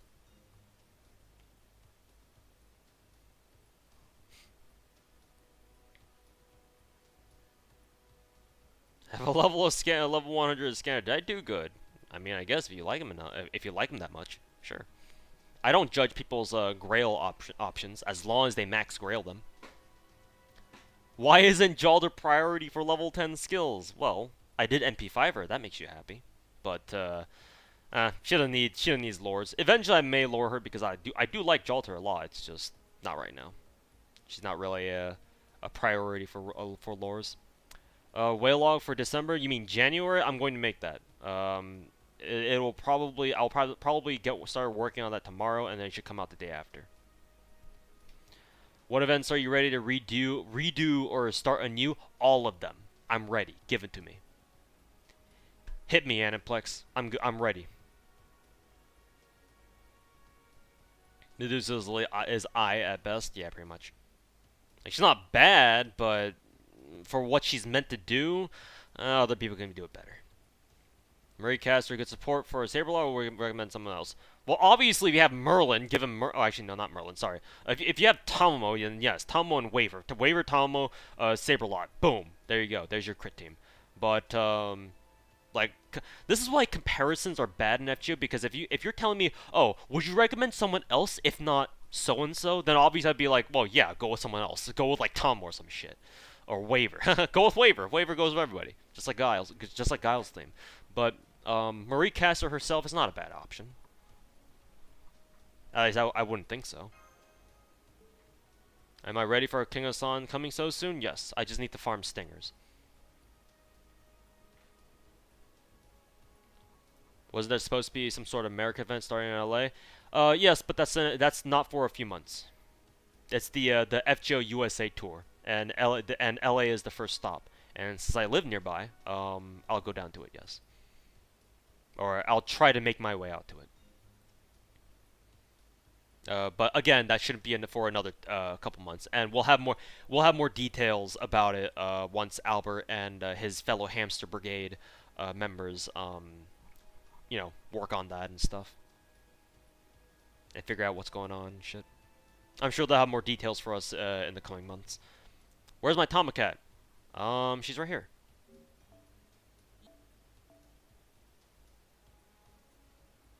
Where's she? There she is. Bond level 10, levels 999. I will probably give Tomacats a lures at some point. I just don't know when.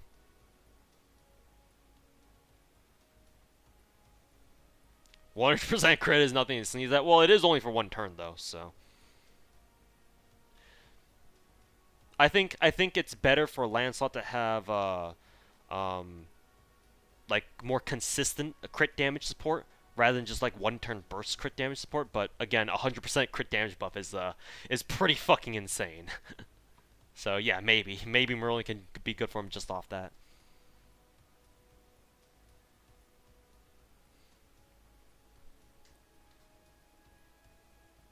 Would there be times outside GSSR you would suggest a free play invest in on certain events, banners, etc.? I mean, yes, but they would be mostly like servants who affect the meta so greatly that they're like Merlin or fucking Scotty or whatever, right?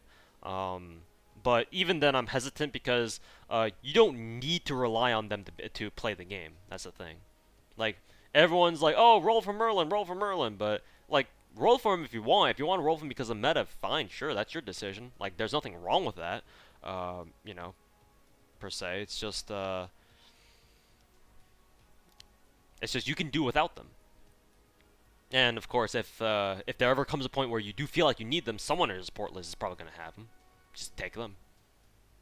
But outside like GSSRs, not really. Excluding like those meta relevant servants, I guess. This game is literally all about like rolling who you want. Like of course there's like a few servants where like fucking waiver where people pretty rightfully recommend that you try to go for waiver as much as possible if you don't have them already. Like back in the day when this game first came out a year and a half ago in 2017, back then during like the first month or so we had the start dash campaign like literally shoved up to us right up front, so you could reroll very easily, and that's how a lot of people started off with waivers on their accounts because they just kept rerolling until they got waiver, because the post buff waiver was already in the game when NA came out. So people just literally rerolled their asses off for waiver, and then they're pretty much good.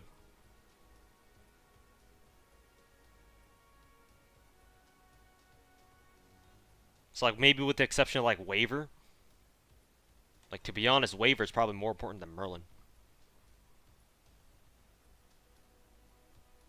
Other than that though, if you don't give a shit about meta, then just roll for whoever you want. It's not a big deal. Waiver got buffed. In the early days of JPFGO, waiver was very underwhelming. Let's just put it like that. His all of his skills did not have the charge on them, so he couldn't charge someone's MP gauge from 0 to 50. His first skill was only a crit damage buff. His second skill was only a defense buff, and his third skill was only an attack buff. And they were only from 10 to 20%, not 20 to 30.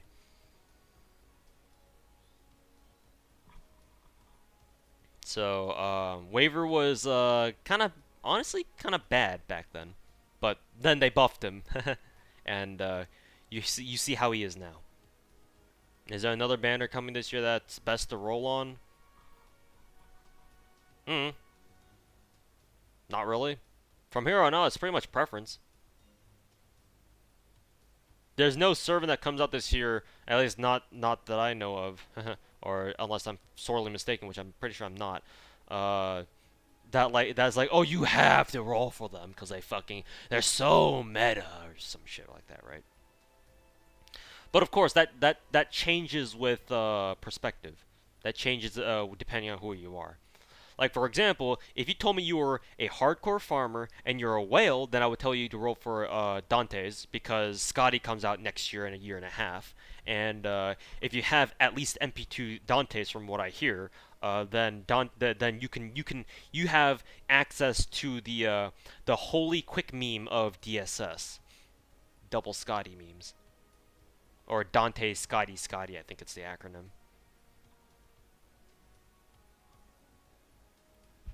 If you're not a whale, you're just like a pleb. Well, that's mean. If you're a free to play or a cheap to play, um, then not really. You don't really have to worry about Dante's too much. Will you lure OG Saber? Yes. I do plan on luring OG Saber at some point. Even before she got her 30% battery buff, I was still planning on luring her at some point. I just didn't know when. Because, as some of you may know, OG Saber was my first SSR. She is to this day, I think, the SSR whom I had to spend the least amount of course to get. Mainly because she was unintentional. But yeah. She was my first. She was my first SSR when I re-rolled back a year and a half ago, and then I got spooked by her twice. But that was both in like the first year, so I haven't gotten another Artorias spook since then. So, what if you're a turtle with EX RNG? You mean EX luck? Roll on whatever you want, I guess. If you have EX luck and you can snipe anyone you want, then literally roll for whoever you want. I mean, you have EX luck. You have the power. You have the power of the gotcha on your side. Too bad no more waiver solo rate ups. Yeah, that's the thing. Yeah, that's gonna be rough. If you don't have waiver already and you want your own waiver, yeah, you're gonna have to wait a long time to for waiver to be on any sort of rate up. You'll be waiting a lot. So it's either that or you go roll story in hopes that you get him somehow. I mean, hell, take it from me. I rolled story. I got 2 waivers instead of 2 Media Lilies. That was painful.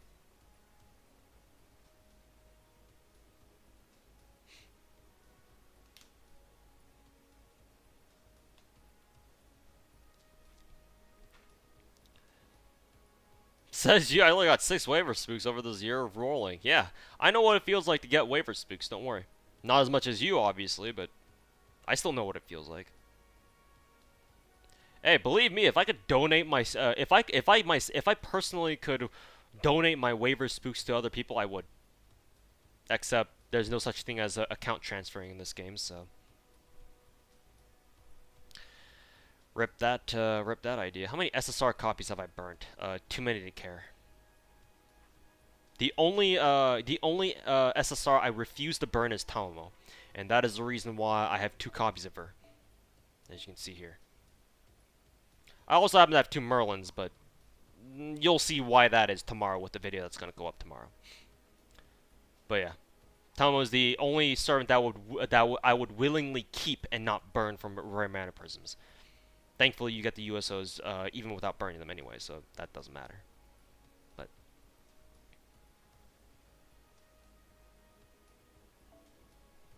so yeah, there you go. I guess is Vlad the Third any is Rad Vlad any good? He's only really good in arts teams, especially with Talmo.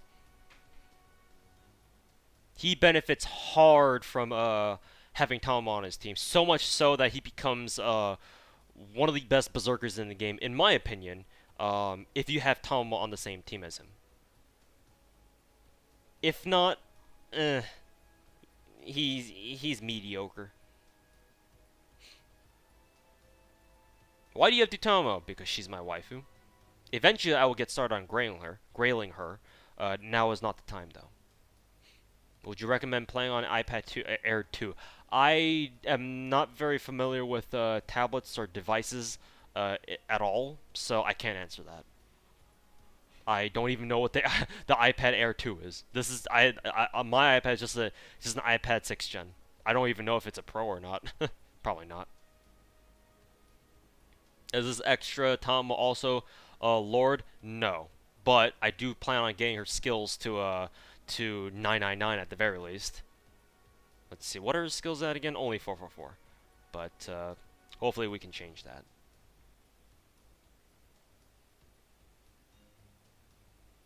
Who becomes a good berserker? Vlad, Rad Vlad, this berserker right here.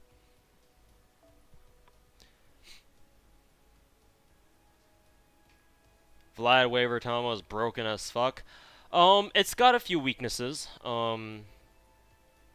It does have it does have one critical weakness in that its healing capabilities are not very good. But other than that, DPS is great because you have Vlad as a berserker, and he has a single target arts MP. So he's very strong if he's properly buffed. So DPS is pretty good.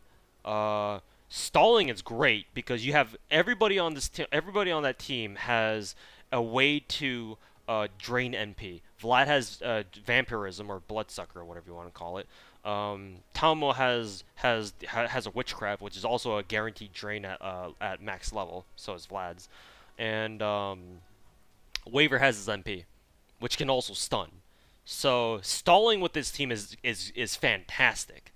You can stall for days with this team. Stargen is also surprisingly decent because Vlad's overcharge generates stars.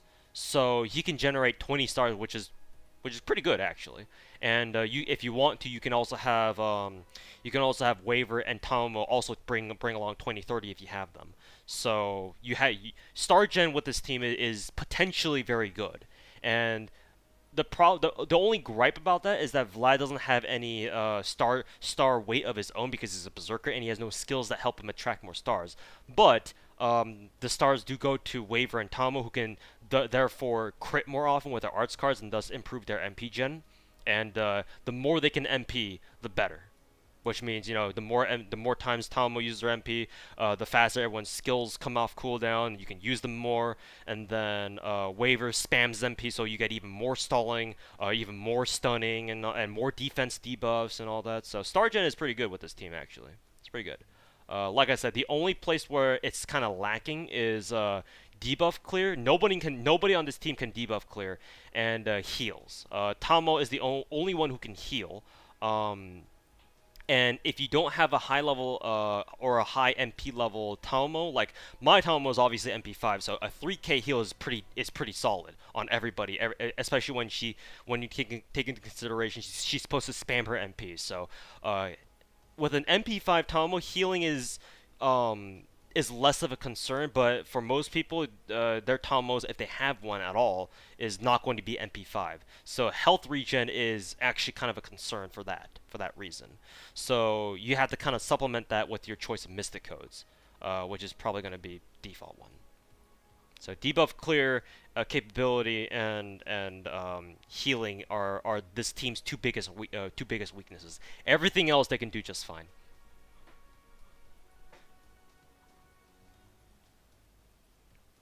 That's a buff to Vlad too. Yeah, but thankfully he also gets Vlad will get one more buff in the future where his defense skill, his second skill right here, Morph turns into Legend of Dracula, and that gives him an extra damage buff which he really needs.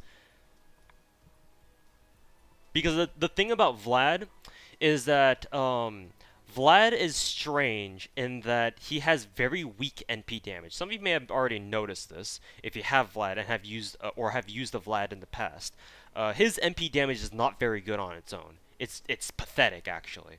The reason for that is because if you look up his wiki entry, or whatever wiki you use, you'll notice that his MP scaling is really bad. It's really bad. It's like what? Be pre-interlude, it's like 450 to something. Let's look it up here. Vlad the Third. What's your MP scaling? It's 600 to 1000. For single target arts. Yeah, that's not good.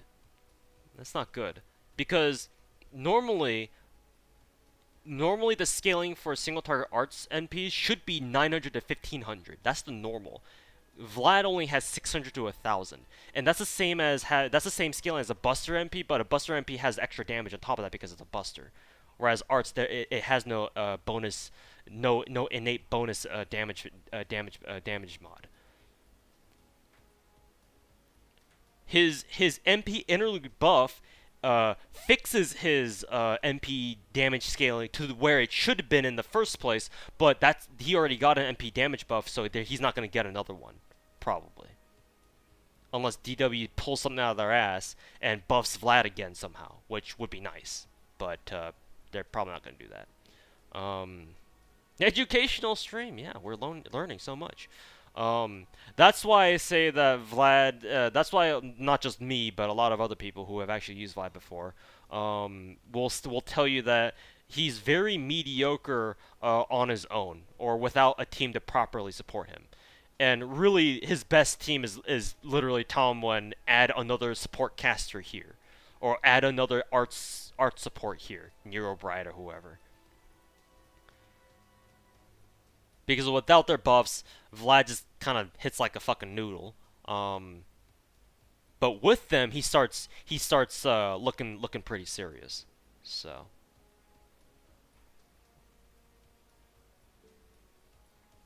which Berserker servant is best alone? Haha, Herc.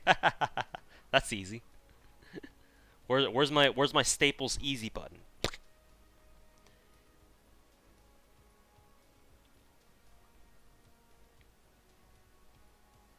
Oh yeah, right. Coup Alter's also another good one. Coup Alter's pretty good on his own, fittingly.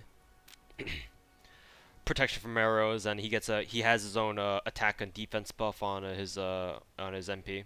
Though it's only for one turn, so that sucks. Is Archer Gil worth rolling for? You mean actual Gil, OG Gil, if you will? Yes, he is. Gil is very much so worth it. Now that he has all his buffs, he has his MP damage buff. He has Treasure of Babylon, and let's see, what are the buffs that he get? Treasure of Babylon, and then his MP damage buff, right? Or his interlude word that buffs his damage, or his buffs his MP and his MP scaling. Yeah, he's absolutely worth rolling for now. He's probably one of the best, if not the best, raw DPS archer in the game. Gil is extremely strong now that he has all his buffs. So the next time Gil shows up on Right Up and you're thinking about rolling for him because you're wondering if he's gonna be worth it, he's absolutely worth it. Are you ready for BB? I was born ready. I don't know about my wallet though. Who to Grail, specifically four-star units. Like I said, like I keep saying, Grail whoever you want. Do you like him enough? Grail him.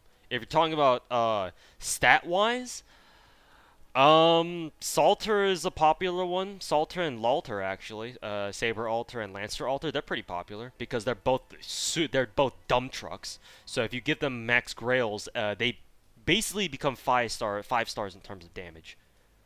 Um, I'm sure there are other options that you could have if you just want to go for like a strict meta. If you just want to go for meta Grails, but you already know how I feel about those.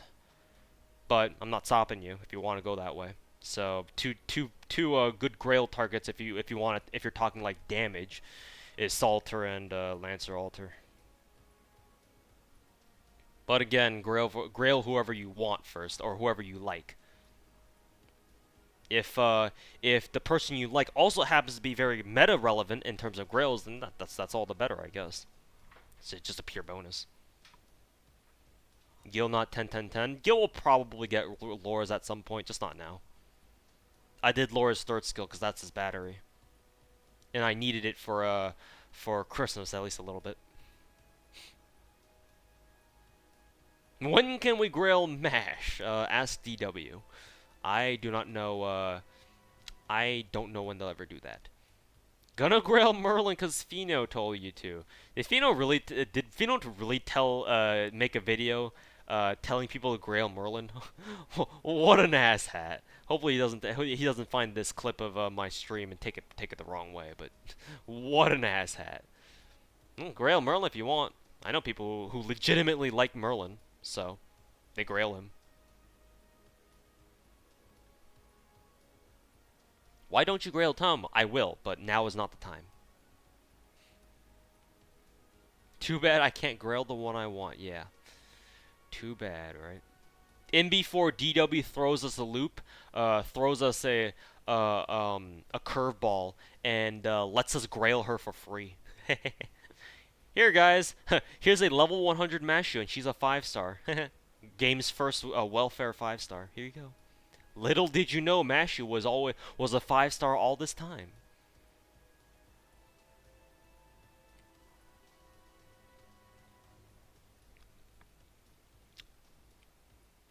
You Grail Helena. Yeah, not a bad choice. Especially if you plan on using her as a support servant a lot.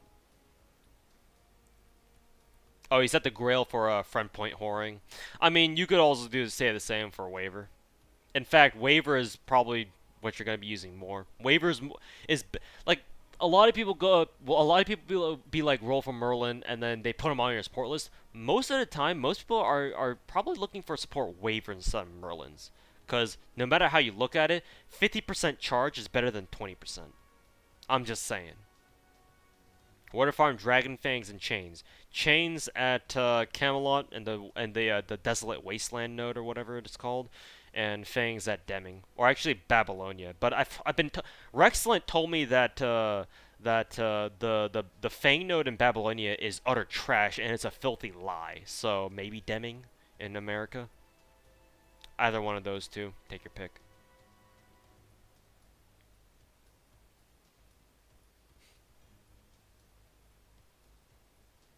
You're not using support waivers because the degens keep using Chaldea Bonsi.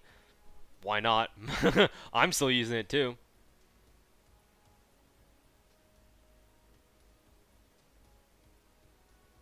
You know Rexcellent? He and I have talked a few times, yes. We do know each other. It's not like we're like buddy buddies or anything like that. We're not friends, but he does stop by the Farmville Discord every so often, and we like to chat, or not just me, but whoever happens to notice him in Farmville like to chat with him for a little bit that during the little time that he's there. Stops by often. So we do know each other, yes. Um, are we friends? No. Hey, Kozakura, welcome back. I'm just kind of winding down the stream. I know I said that like 30 minutes ago, but talking with Chad is fun, I guess. I was wondering if you're free to play, is it worth the Grail's Shunjang Sanzo for stats? Because as a caster, is it better to Grail and Berserkers instead of deal with those assassins? Grailing Sanzo for stats. If you want, sure, go ahead. If you want to deal with assassins, then yeah, she's a pretty solid choice.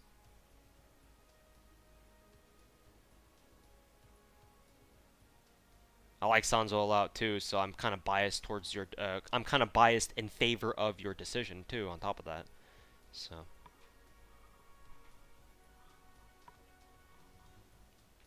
yeah, there's a new banner with Kintoki at the moment. Kintoki's back on radar for now. Ooh, Jine has Soberoni put out his Musashi video. I'll probably watch that after I end the stream. Grailing for stats.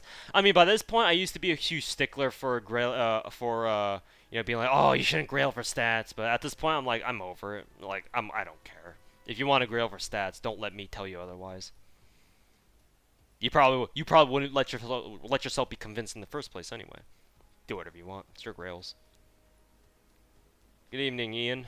It's kind of you caught me at the kind of end of the stream here. I'm just chilling, talking with chat, talking about gameplay and shit.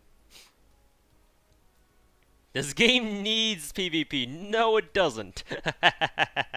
No, it doesn't. We need to see whale fights. Okay, whale versus whale, coin toss. Oh, one whale wins the coin toss. That whale wins. We don't need PvP. Not even the whales want PvP. And that should tell you something. Who's better than Max? Ku Alter or Musashi? Um.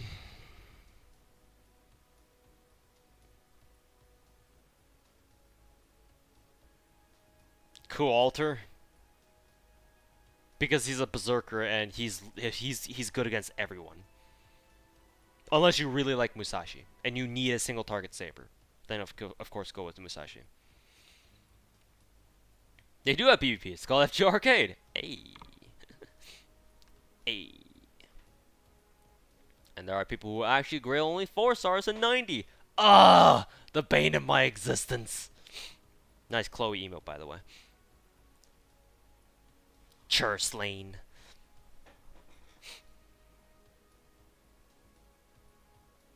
Girl is great. Grail to 90. Even better if you were 100.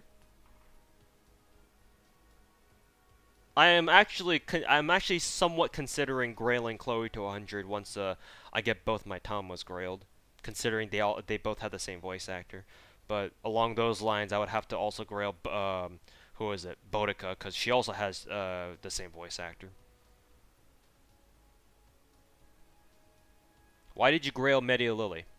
It's a story that I tell often, but before I played FGO, I used to play a lot of, or I still do kind of, not as much as before, obviously. I played a lot of first-person shooters. The FPS genre is kind of it's kind of my thing. I love first-person shooters. Um, play a lot of them. Played a lot of them back in the day, especially when I was younger.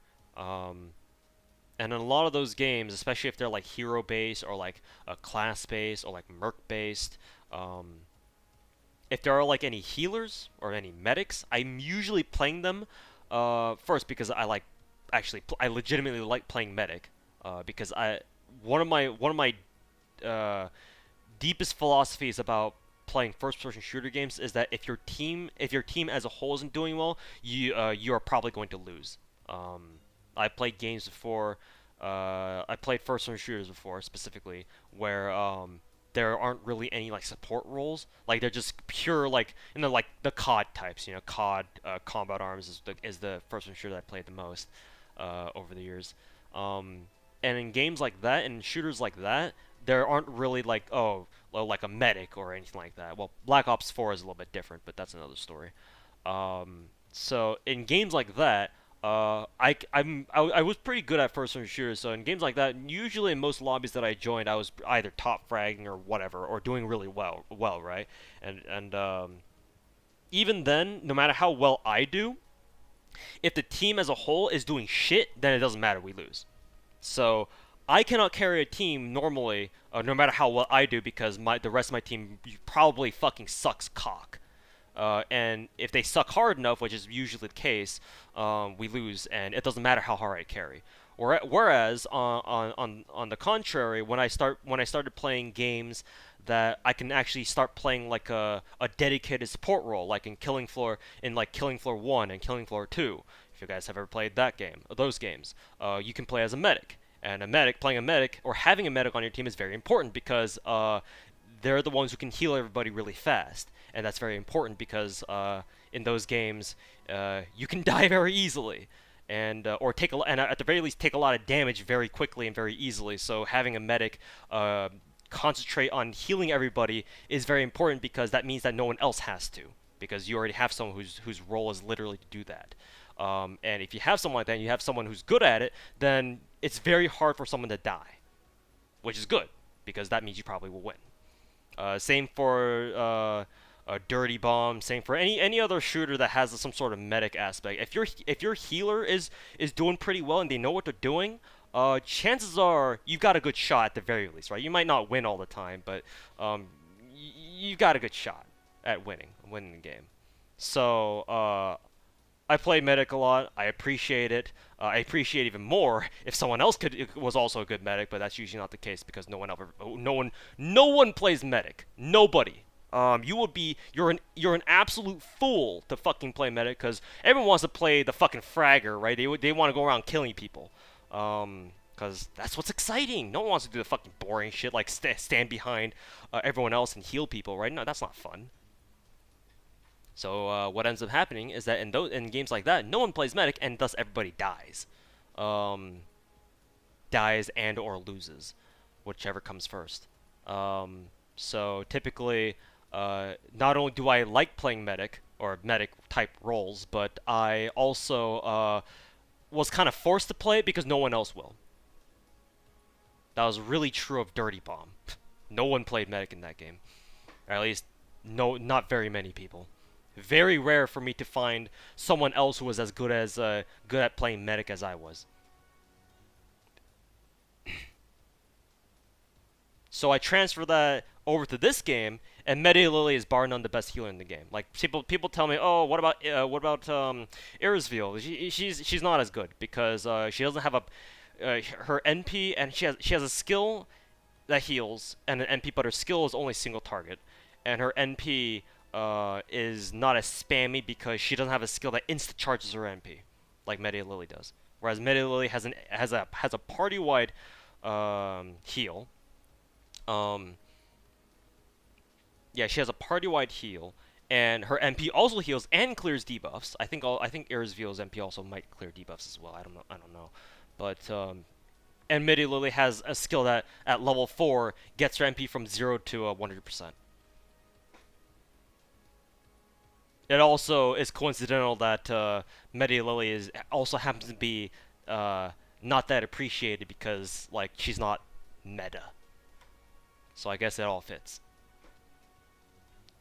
I played Killing Floor, yes. I played Killing Floor 1 I haven't played Killing Floor 2 in a while, but I wanna hop back in because it's been a while. The only perk that I haven't gotten level 25 for Killing Floor 2 is like Berserker. I think I was level 23. So Medic is the most used class in the Battlefield games. The Battlefield games are a little bit different because they actually give the medic classes like some viability. Like there are reasons why you would take medic in the Battlefield games other than to heal people, because maybe like they also give ammo or some shit. I don't know. I've never played the Battlefield games in like full in like you know in detail or to any great extent, but that's my understanding of it. So yeah, that's why I grailed Media Lily because she's a healer and no one appreciates healers except for me. Well, that's a lie. Obviously, there are a lot of other people who appreciate healers as well. It's just I did it because it's kind of a legacy thing for me personally, and it just kind of made sense. What the hell is this? Let's see. All right, boys.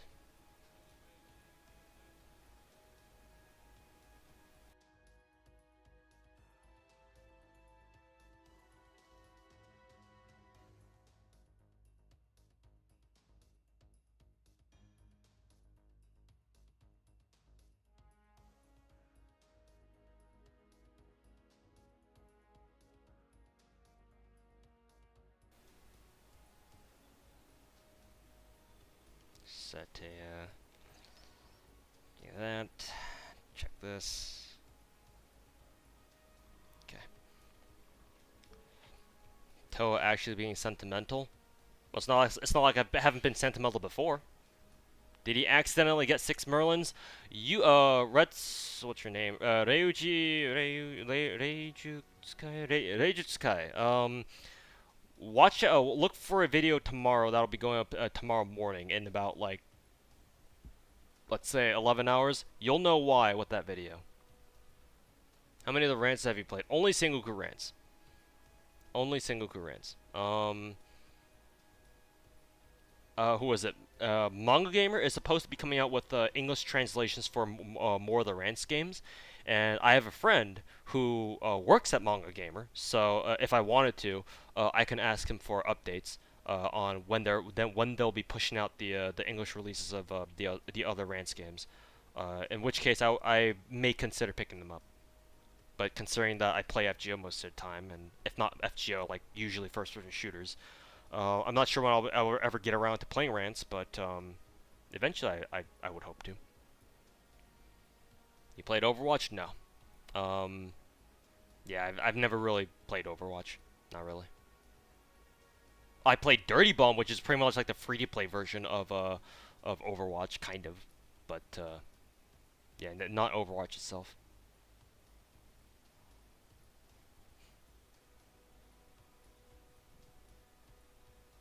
Play COD Zombies. Yeah. My friends and I are big fans of COD Zombies. Um we tried doing all the Easter eggs.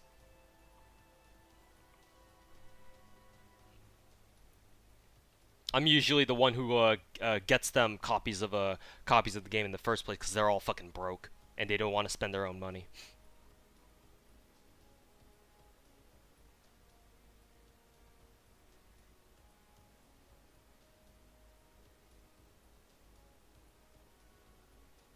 NA's most expensive Merlin. Yes, it's coming. It's coming. Buying COD just for the zombies is justified purchase. I mean, if I can play with friends, yeah, sure. It's well worth the money to be able to play with friends. Still play FPS and other mobile games? Yeah, I played a little Black Ops 4 last night, I think, or 2 days ago. Azure Lane, yeah, I'm still playing Azure Lane and Girls Frontline. Like all the mobile games that I'm playing right now, I don't want to drop. I could, and there are times when I do want to, but I'm not gonna drop them. I've already put in so much work into them. Even if I am just like free to play or cheap to play on the other two, that I don't really want to drop them. I want to keep going with them. Rip Dirty Bomb though, yeah, I heard. Sucks. It was a good game. It's just that I don't know. There was one update with that game where the devs took out the fucking server browser, or they like disabled a lot of the servers, something weird like that, and they tried putting in tried putting like a matchmaking system, but that didn't really work out because it was still 6v6. The problem with Dirty Bomb, one of the biggest problems with Dirty Bomb is that it has a very high skill ceiling. There are a lot of things that you need to learn about that game that if you're just a casual pleb and you try playing that game, you will get absolutely shit on. And if you're not decent, if you don't have half decent aim. Like I'm a quick learner, and I'm I like to think that I have some degree of natural skill when it comes to first-person shooters. So I got the grasp of Dirty Bomb pretty quickly, but over the like during the first year that I played it, I dramatically improved the more I played it, because there was a lot of things about that game that I didn't know, and I could only learn by playing it. Well, that's the case with most games. But if you're just a casual pleb in that game, uh, and you don't know what you're doing, oh, that game is miserable. That game is not fun to play, especially if you're on a losing team. If the way Dirty Bomb played out was, if you have one team with any sort of like, if they were at all like not evenly matched, like if you had one player who was really good, like let's say for example you have two teams that are like average in skill like overall, and then they went against each other. If the teams are even, or in even terms of skill, then you'll have a fun game, and it's very competitive, and then the game itself would be fun, as fun as it can get. But if you have a team where or if you have a game where one team has like one or two really good players that are clearly better than everyone else, that team will start absolutely shitting on everybody else, on the other team anyway, and it's not fun for the other team. I think that was the biggest problem with Dirty Bomb. That game was a game of extremes, literally. Um, in most games, it was either you get shit on or you shit on the other team. I guess that could be said of most games, but at least games like COD, you don't really feel like, even if you lose, even if you get shit on, um, it's not as bad as if you get shit on in Dirty Bomb. In Dirty Bomb, you will know when you get shit on, and the enemy team will let you know. Whereas in COD, it's like, well, you get used to it. Insert Goblin Slayer meme here. You get used to it. But yeah. Joey Phoenix a lot. Self-res was great. I played Aura the most. Aura because shotgun meme. Remberg was fucking broken back in the day. It still kind of is. It's still very strong, just not as broken as it used to be. But yeah, I played Aura the most, and then Phoenix. Yeah, those two were my most played mercs. Everyone else I only had a fraction of playtime with, but those two. Anyways, yeah, I think that'll end it for a stream. I think I hung around a little bit longer than I intended to, but hey, it's fun sticking around with Chad and fucking chatting it up. But anyways, thank you guys very much for watching.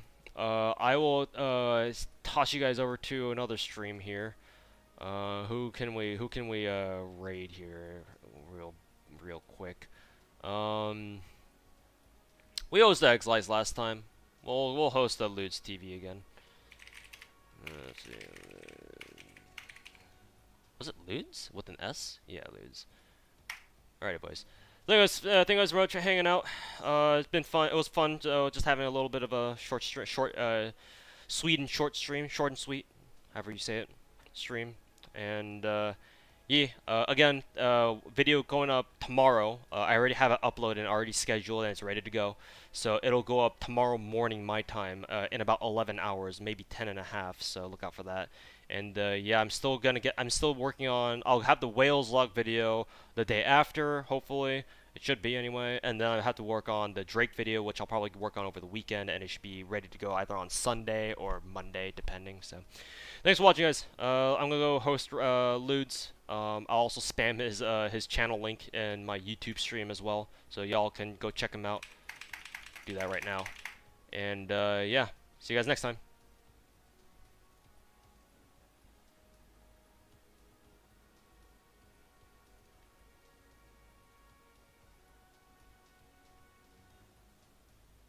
The ringlet of flowers.